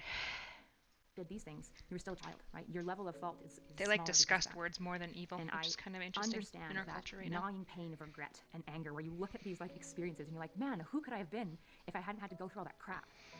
And I get that. It's a fair question. Who could you have been if you hadn't had all that misfortune? But I guess my other question is, who are you now that you have? If you're out there and you're genuinely trying to pick up the broken pieces, I'm really proud of you. And you should keep trying. If you have memories from your childhood that haunt you like a ghost in the closet, write them down. Talk about them. Really go through it and try to make sense from the chaos that is your pain and figure out who you are in the midst of it. And that'll have meaning, and it might tell you where your next step forward is. Thank you so much for tuning in today. If you want to learn more about childhood trauma, there's a workbook available on our website, or you can find it down below as a PDF link. From Andre and myself, see you in the next video. That was actually really good. I like that one. Not too much to add. They edited it pretty well, too. So, yeah. Don't know what you guys' thoughts are. Okay. So, I'm done these, which means we can put on music again. Okay. So, now the next things that I need to do are what? I've been working for about 3 hours. So, because if I'm streaming it, there's like a limited number of options. So I'm trying to decide if there's anything else that I can and want to do tonight. I think no, because I actually have to go to a online social gathering with my friends in like an hour. So I think what I'm going to do for today is, if you guys enjoyed this, if you actually found it interesting to kind of see what mental health like program directing can look like from my end, at least kind of what my work looks like, I'm more than happy to stream it. It keeps me on task, so it's actually super helppful for me. I think next time I'm gonna try to reach out to talk with Destiny, I think tomorrow. I'm gonna message him and I've already emailed him a while ago, and he agreed to chat with me about IQ and psychology and stuff like that. And now I know those new Anna adjustments. I would love to talk to Anna. If anyone has any advice about how to talk to her, but it will not be a nice conversation because I get really frustrated with how she abuses the field for her own gain and manipulates people with like psychological information. Anyways, not that I need to get into that, but if you guys have any other people that you think I should talk to, let me know. I'm gonna try to talk to Destiny tomorrow. He said basically message him anytime he's streaming and we can chat. So that's kind of my plan, is to message him tomorrow during the day and chat and see. But if you guys have a specific time you like want to hold it off for, the beauty is that him and I both post our streams onto YouTube as well. So even if you miss the chat tomorrow during the day, it will be up on YouTube. I think he gets his stuff up within like 1 or 2 days, and mine will be up in like a week or 2. So it's gonna beat me on that, which is fine. So yeah, you guys should stay tuned for that. And if there's anyone else you guys think it would be interesting for me to talk to, I've had Mr. Girl thrown up. I've had a lot of people want to talk to me about Dr. K, but I don't watch any of his stuff, mostly because I do so much therapy and psychology in my life as work that I don't really want to, for leisure, watch Dr. K, because it's just like a lot of just like the same stuff all the time. But I will, for you guys, I will absolutely watch some of his content. Maybe what I'll do is let's see, maybe get my handy dandy schedule out. Why don't I plan? Hi! Thanks, Vandal. I appreciate it. Thanks for stopping by. Really glad to have you here. I'm just exploring people I can talk to in the upcoming weeks that you think would be interesting. I trained more in psychology. As you can see, this is my work. So yeah, if you guys have any ideas of people I can talk to, I've got, hopefully, Destiny, I can talk to him tomorrow. I'm talking to Stardust next week, Wednesday. I think I'm going to set Wednesdays as like my main trying to talk to somebody else on Twitch, like trying to collab. You're a Destiny fan, so of course I'll say Destiny. Well, hopefully you'll enjoy it then if you, ooh, my viewers just popped off, uh-oh. You guys heard the word Destiny and you just came, which is awesome. Yeah, I think I'm going to talk to Destiny hopefully tomorrow. I'm going to message him. I can't confirm on his side, but he seemed down to basically chat whenever he's streaming, and I just needed to get a bunch of work done today. Stardust, I am talking to next week. She wanted to talk to me about race realism because I study IQ. That's kind of like, it's not even the thing I care about the most, but it's a really spicy topic. So I think a lot of people on Twitch want to talk about it because race realists are fucking trash. And they've ruined the field of IQ, and it gets me really angry. So maybe it is good for me to talk about because it gets me so angry because I am a trained psychometrician. But it just gets me angry. I'll maybe try, some people said it would be interesting for me to talk to Mr. Girl. I'll definitely try to talk to, I'll maybe reach out. I think I'm going to try to talk to, I'll probably be on a couple more Prime panels if he allows me to. The open panels are kind of scary. There's just a lot of people, so I don't know if I'd go into another, I definitely would go into another open panel, but they're really intense, just like 15 people screaming sometimes. Yeah, I'm going to talk to Stardust. So if you guys have any other ideas of people I should talk to, I'm going to try to talk to Dr. K after I watch more of his content, because I feel like I need to be more aware of what he's doing before I try to, like, chat with him about it, because a lot of people are curious on my opinions. I'd really like to talk to Anna, the Nemesis, but I think that would be a spicy conversation, and I don't know if she'd actually be willing to talk to me about it. But if any of you follow her or anything, that would be definitely interesting to talk to her about. I wouldn't talk to her, I'm not as much interested in talking to her about, like, the Destiny drama, because I think, like, he actually just wants it to fucking go away. I actually want to talk to her about, like, her abject abuse of the field of psychology, and this is going to be, like, from one professional to another. So I'm sure it would be a really entertaining conversation. I think it would be probably really stressful for both of us, right? Like, I'm willing to be disagreeable, and I'm willing to, like, say what I think, but it's not like I like being disagreeable, right? Like, I don't, like, get joy from it. So, but, like, I value, like, empiricism and truth and, like, things like that enough that I'm absolutely willing to do it. So, yeah. She has a big thing for Dark Triad. I know, and she, like, clearly doesn't understand. I just get really frustrated because I'm, like, pretty dubious about any of her empirical training. I know that she says that she's a grad student, and I'm like, where? Because you don't know your data. That or you're lying. I don't know what to tell you. You literally don't know Gottman research, obviously, because you quote him incorrectly all the time. Like, you just cite him, his, like, 4 horsemen of relationships as, like, abuse. Gottman explicitly says it's not abuse. Explicitly says it's not abuse. So,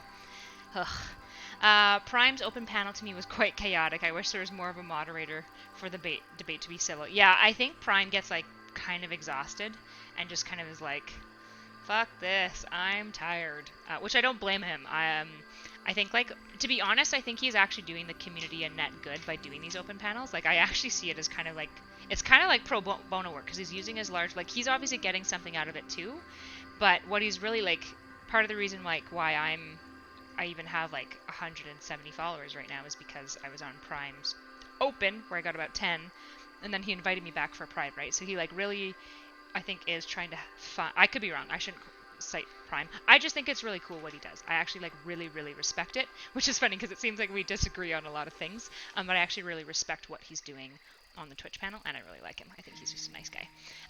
So yeah, any other ideas on who I should maybe talk to in the future? Prime has an anarchist lefty leaning, and he does want to actively maintain that image. Yes, which is why he pushes back against anti-ACAB rhetoric. Yeah, for sure, which is super fair. I actually don't mind. It's like the first debate that I've been pushed on, because I've done lots of academic debates, but we don't push each other like that. And academic debates usually comes down to, like, who has more data points. And then somebody's like, I do. And they're like, okay, well, you win. You're like, right? Because it's just like, most academic debates mostly just come down to, like, data. And we kind of don't care. Like, we'll do the theoretical banter, but we don't care, because, like, until you have data, who knows who's right, basically. By the way, Destiny just talked about how you were interesting. Aw, that's very nice of him. I appreciate that, Destiny. If you ever see this, I appreciate it. I think you're interesting, too. And I think we have similar humor, which is also exciting, because there's not a lot of people, actually, that get really glib humor quickly. So I have a very glib sense of humor, and so I find it really refreshing when I talk to people who just like get my glibness. Mr. Girl, because why not? Everyone else is. Yeah, just hop on the train of like, let's talk to the guy who's gonna say crazy shit, basically, is kind of what it seems. I'm just not sure. I was saying, Vandal, before you popped in here, his Lauren Southern conversation was really weird. Like, he was really aggressive and intense, which usually he's really chill. So I was just like really thrown by that. And I can't decide if it's because he's more liberal, like left leaning, but he's also very like. And so as a result, he's really anti what Lauren Southern has done, like in her career. Or he's also talked about how he like really hates women. So I'm like, is it that he dislikes her stuff and it's compounding on the thought that she's a woman? Is it just that she's a woman? Is it just because he disagrees with her stuff? I have no idea. I'm going to have to ask him. So I should probably talk to him to just be like, why did that happen? But it makes me be like, man, if he like really dislikes women, obviously like I've worked in enough forensic settings with like young men who are very angry at the system and don't respect women sometimes very well, so it doesn't make me like uncomfortable. Like anything anyone can say to me online, I've probably heard worse. It's just like in my job, not in my personal life. It's just I'm just trying to be like, is it going to be helpful to anything? It might just be interesting though. It's possible. He'd certainly answer honestly. Yeah, I think he would answer honestly. That's why I'm like, probably should just ask him. I'm curious. Mr. Girl is interesting because he has a very, very different approach from most of Twitch. Also a throwback to a very 90s level. Yeah, I also find that kind of refreshing, to be honest. He's definitely like always pushing the edge. Like there's certain things that he's doing that I can respect, but there's certain things about like what he says and does that I can't. There's something that feels off to me. And in my experience in working with like addiction and clients and stuff, usually when I'm working with a person, and the problem is that like this transfers. This isn't just like in psychology. It's a skill it's something I've always had, which is like, when something is like, there's something off here. Like the way this person is acting doesn't seem to match up with what I know about this person and their reactions. Like when somebody reacts to a situation, when I feel like I've got a good understanding of who that person is and they react in a way that I would never expect from them, I'm like, okay, I don't have the full picture here, which of course you don't. It's online. There's no way. But there's something about that with Mr. Girl where I'm like, I think I'm missing something.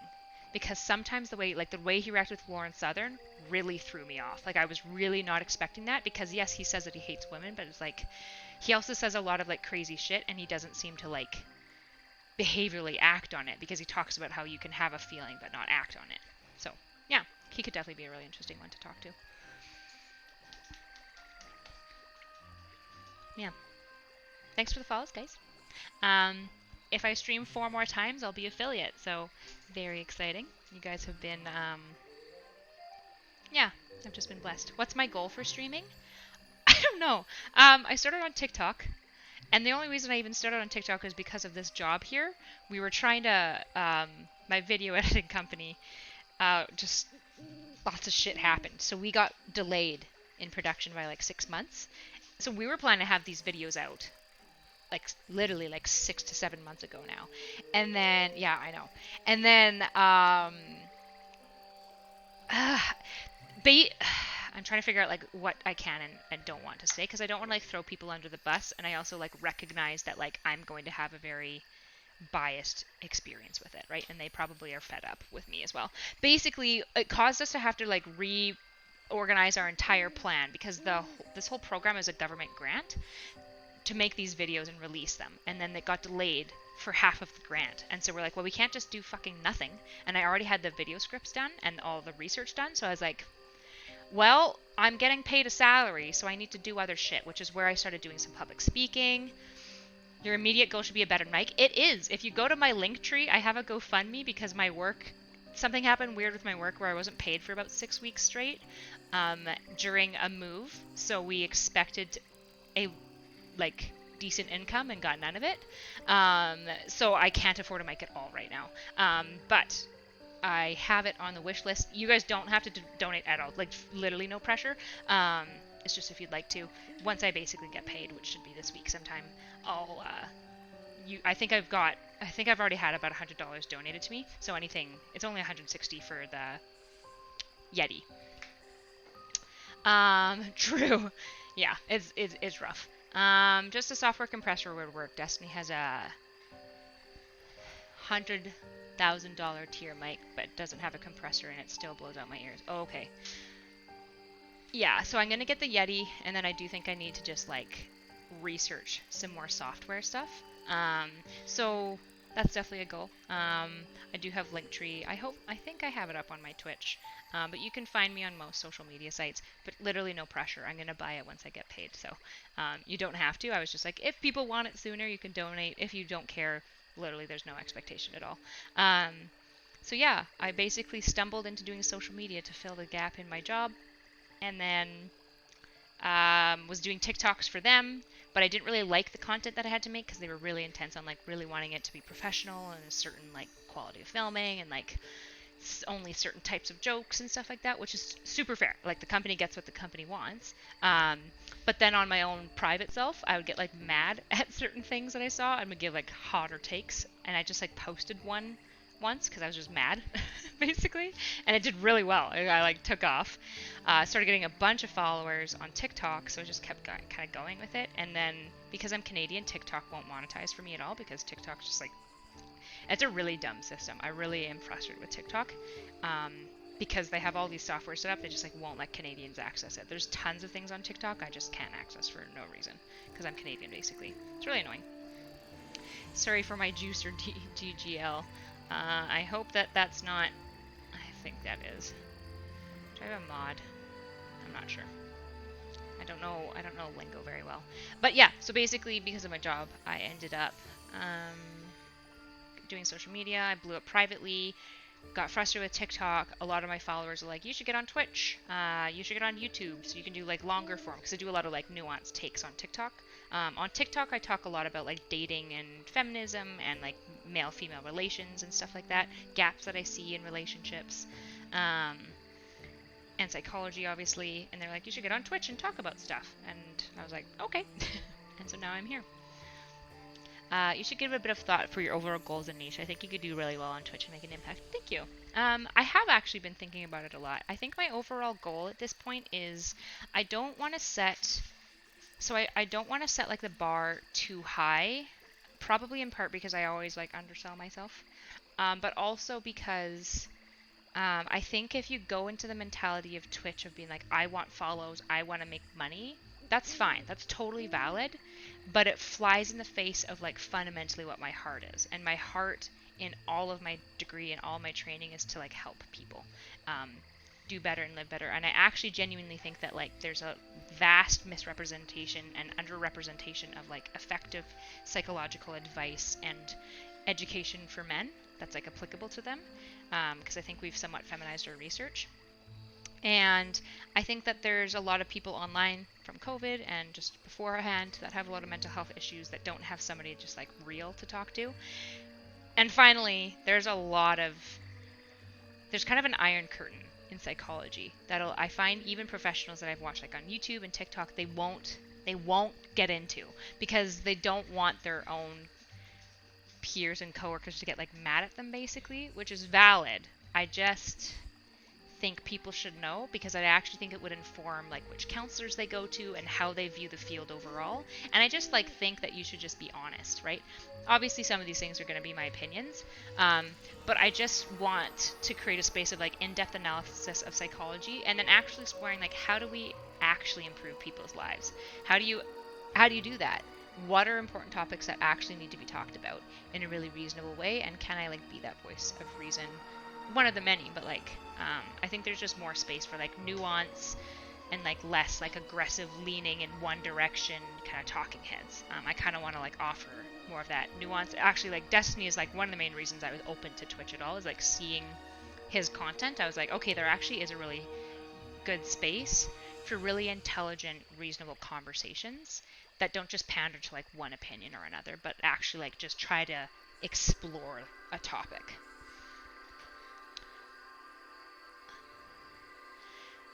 Get Surfshark and pretend you are from the US. Don't forget to use your favorite streamer's promo code. Yeah. Did you guys see when when Destiny was talking to Anna and he slipped in his VPN ad? Oh my gosh, we were watching it and I actually cried. It was so funny. It was so smooth. It was so good. Yes. It was incredible. It was like pro streamer move. Oh, that was too good. One of the things that I think Twitch lacks is any discussion of real life. Almost nobody in this space has a real life experience and perspective. I've noticed that. I think there is a lot of space for discussion of personal experiences. Yes, absolutely. Welcome, asceticism. Thanks for joining the chat. Yeah, I've noticed that. I think you're more likely to get to these really extreme kind of lofty ideas the less like time you just like spend, right? Like a lot of people talk about homelessness. And then I'm like, have you ever worked with homeless clients? And they're like, well, no. And I'm like, have you even volunteered at homeless places? And they're like, well, no. And I'm like, then what the fuck do you know? Like, obviously experience doesn't mean that you're an expert on something, but if you've never like worked with a population at all, and then you like rail against people who have worked with the population and are telling you like what would be more effective measures, it just like boggles my mind. Like I'm just like, yeah, but like that's just not how this works. Like that's just, I've just worked a lot with that population, right? Like I've worked with populations I've worked with, just in case you're curious, lots of at-risk youth, lots and lots of lost homeless youth, gang member youth, foster care, group home in Canada, obviously. I've worked with young sex offenders. So those are kids that they can't be labeled as pedophiles because their crimes were they committed crimes under 18, but also most of their victims were very young. So we don't have a label for them because they're literally not considered a pedophile at this point in time because they're like, if they're 13 when they commit the act, they can't be a pedophile because they're also a child. So I've worked with young sex offenders, which is a really interesting unit. And I've worked with non-voluntary detoxing teens, which was mostly like homeless teens detoxing from really hard drugs, forced to detox, so that was fun. Have you ever seen a homeless person? No. Like, look, I gave $30 of cash to a homeless person once. And I'm like, look, that's really generous of you. Like, it's not the most informed form of giving, but I'm not going to tell somebody like giving is bad, right? It's just like, let's be realistic. We, at least in the addictions field, like we know where that money is going. Now that's not necessarily like a bad or good thing. Like that's just whether or not you want to be giving towards that. Would it be a problem to have interviews with real people you worked with? Yes, because a lot of them are still children. So it wouldn't. Second of all, because there is kind of a client-worker relationship, ethically, there's no way I could have them on ever because of the power dynamic, right? Even if they fully consented, you could still argue that it was not fully complicit consent to come on my channel because they might feel like they owe it to me because I'm like their worker or something like that. So, yeah. Been a while since I've worked on something so much. Make sure you do your school too. That matters. Wow, that's a hardcore history. Yeah, I'm not done actually. And then after I worked with detoxing teens, I moved to a long-term women and their children recovery center where the women live on site with their children. And I worked there for 2 years, and then I did this program. This is like my last program, but I volunteered for at-risk youth for like 6 years before I even started professionally working. So even though I've only been professionally working for about 4 years, I've been in the field for about 10, which is a long time for my age. And if you know my age, which I haven't told you, I literally started working in at-risk youth when I was a youth, which is not good, not legal, but yeah, lots of experience in the field actually. I don't think I would be alone to work either of those jobs. We're never usually alone, yeah. Especially with the young sex offenders for like obvious reasons. And they were all like male clients and I was a female. But I'm very comfortable making boundaries with clients and stuff. So it was never like an issue for me. I don't know. Clients tend to mobby me real quick. And I'm not saying that you can't think like a mommy's hot, but they just I've never really had, I've only had an issue like once where a client was like developing like actual romantic feelings where like we had to transfer who was doing the dominant work with them because it's hard to do like good therapy if they like want to date you and they're a child for obvious reasons. My favorite way to help homeless is to get them a meal from somewhere locally. Yep, that's a super great way. Usually I have cards from my old workplace.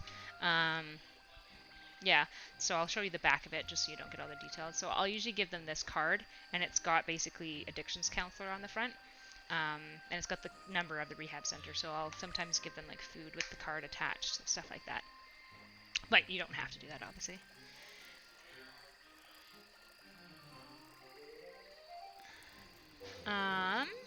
I grew up in New York seeing homeless every day. I have no clue how to solve those problems. They're definitely not simple. Definitely not simple. And so when people are like, we just need to get them housing, it's so ridiculous that we can't get them housing. And I'm like, housing is not the issue. Like, I can assure you. Decent housing is an issue, but the problem is that a lot of the housing that we build them, even if it's brand new, gets damaged over time and becomes really crappy really quickly. So yeah, it's not an easy thing to solve at all, and a lot of people who talk about it don't know anything about addiction or homelessness at all. I live next to a women's shelter. Didn't know this when I moved in.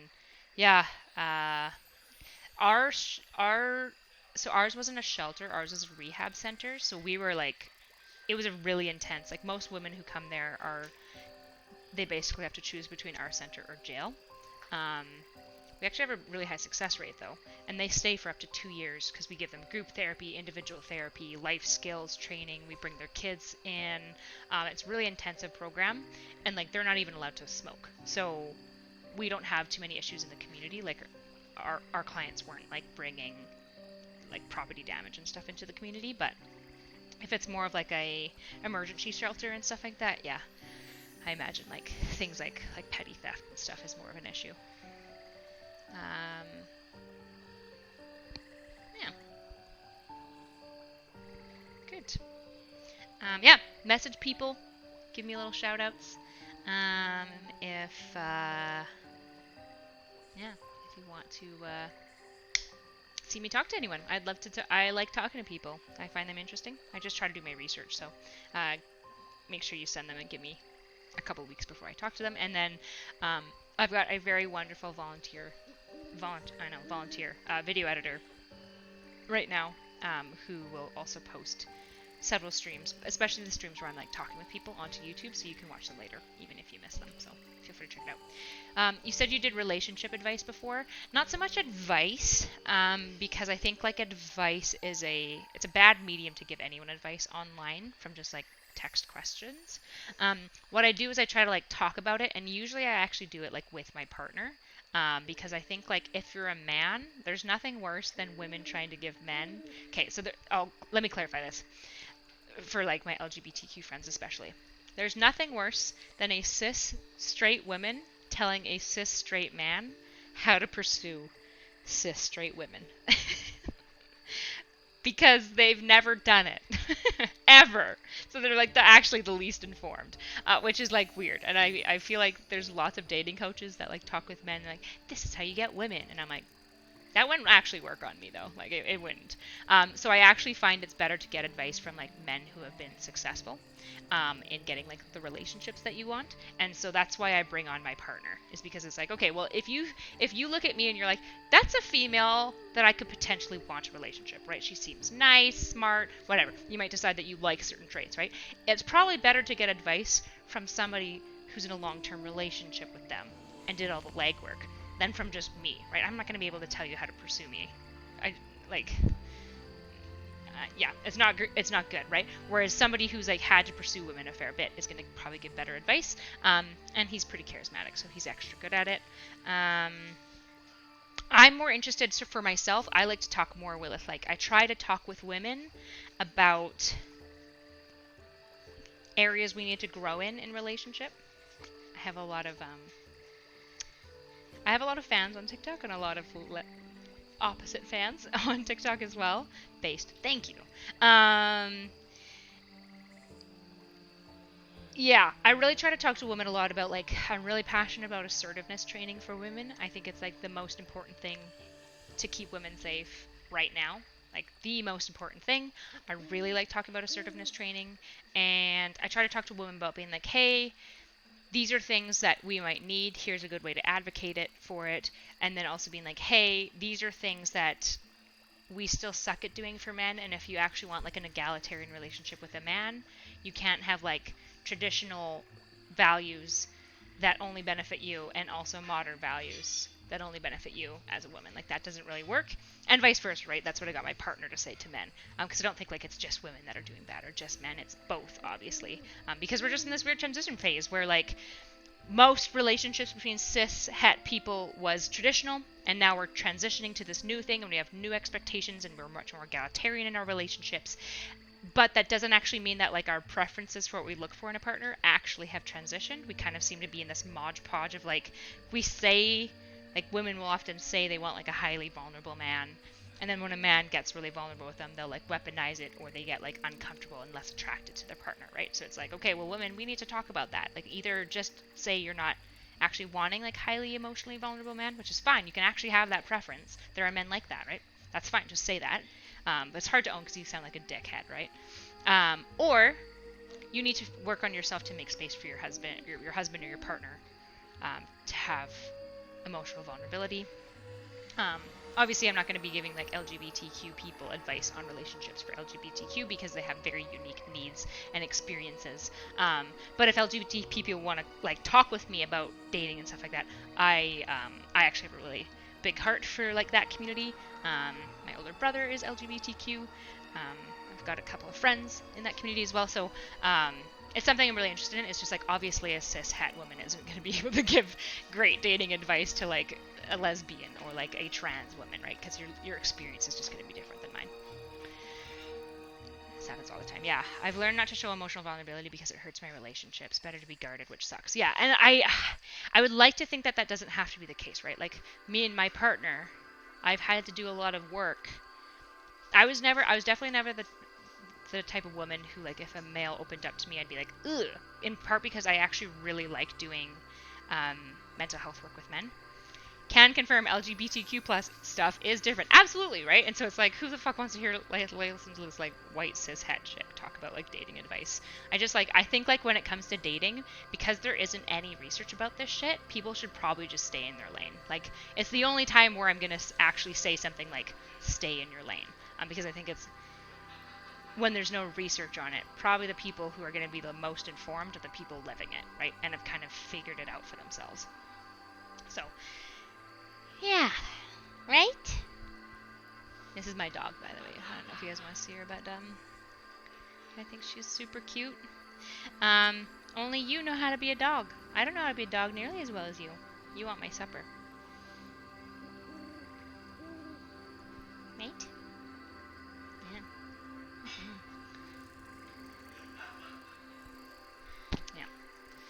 So yeah, really interested in talking about all that sort of stuff, social-cultural stuff. I got a lot of opinions and a lot of thoughts on a lot of things.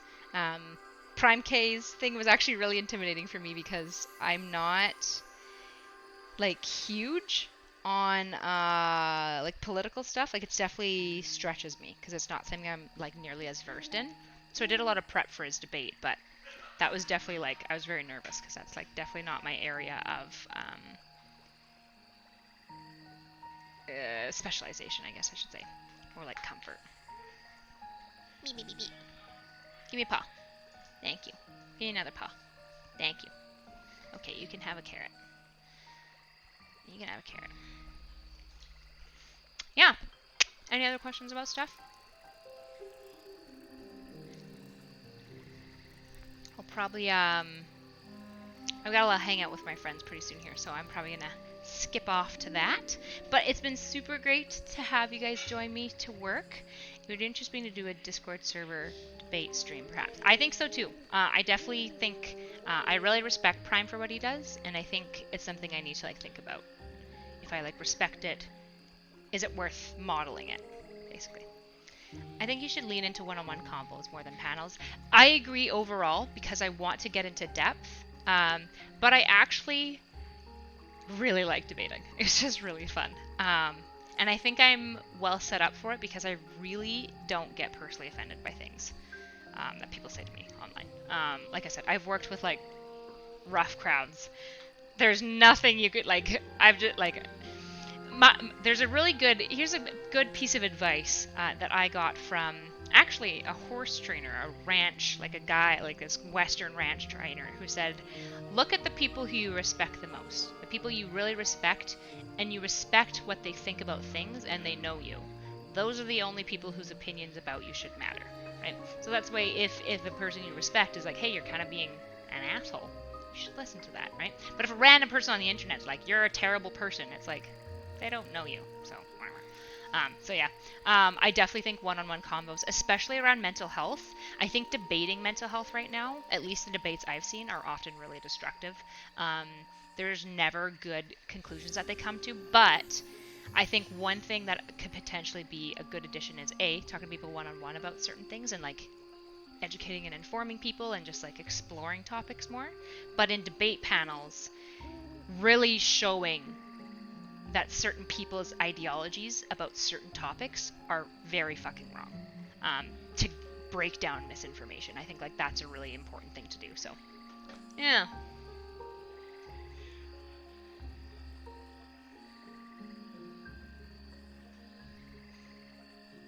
Yeah. Okay. I think I'm going to head off for tonight, but I appreciate you guys all popping in so much. It was super fun, and if you guys would like to do this again, I will be streaming again tomorrow. I'm going to try to talk to Destiny. If I don't talk to him, I'll just stream work again. But Friday for sure, I'll be streaming work. I'm going to be making a mental health workbook, so you can kind of see like the research that I do to actually create like a therapeutic workbook. So, yeah, fun times. Adios! Thanks for coming in. What time Destiny talk? No idea, but he streams a lot more than I do, so honestly, just watch his channel tomorrow. And if he has space and time for me, sometime. I'm Mountain Standard Time, so it'll probably be around like 2 p.m. Mountain Standard. So I'm not sure what time that translates to you, but I'm going to aim for around like mid-afternoon. I have a morning routine, and that way I can like do stuff that I need to be healthy. Sounds good. Only caught the end, but have fun hanging out with your friend, assuming I heard that correctly. You did. Thanks for popping by. Sorry I'm dipping out so quickly, but you can always watch these things. Not that you wouldn't, you're not on Twitch to like rewatch old Twitches, but yeah. Unless there's drama, which there hopefully won't be too much of. Okay. I'm going to head off for tonight, so have a good night, everyone. Bye-bye.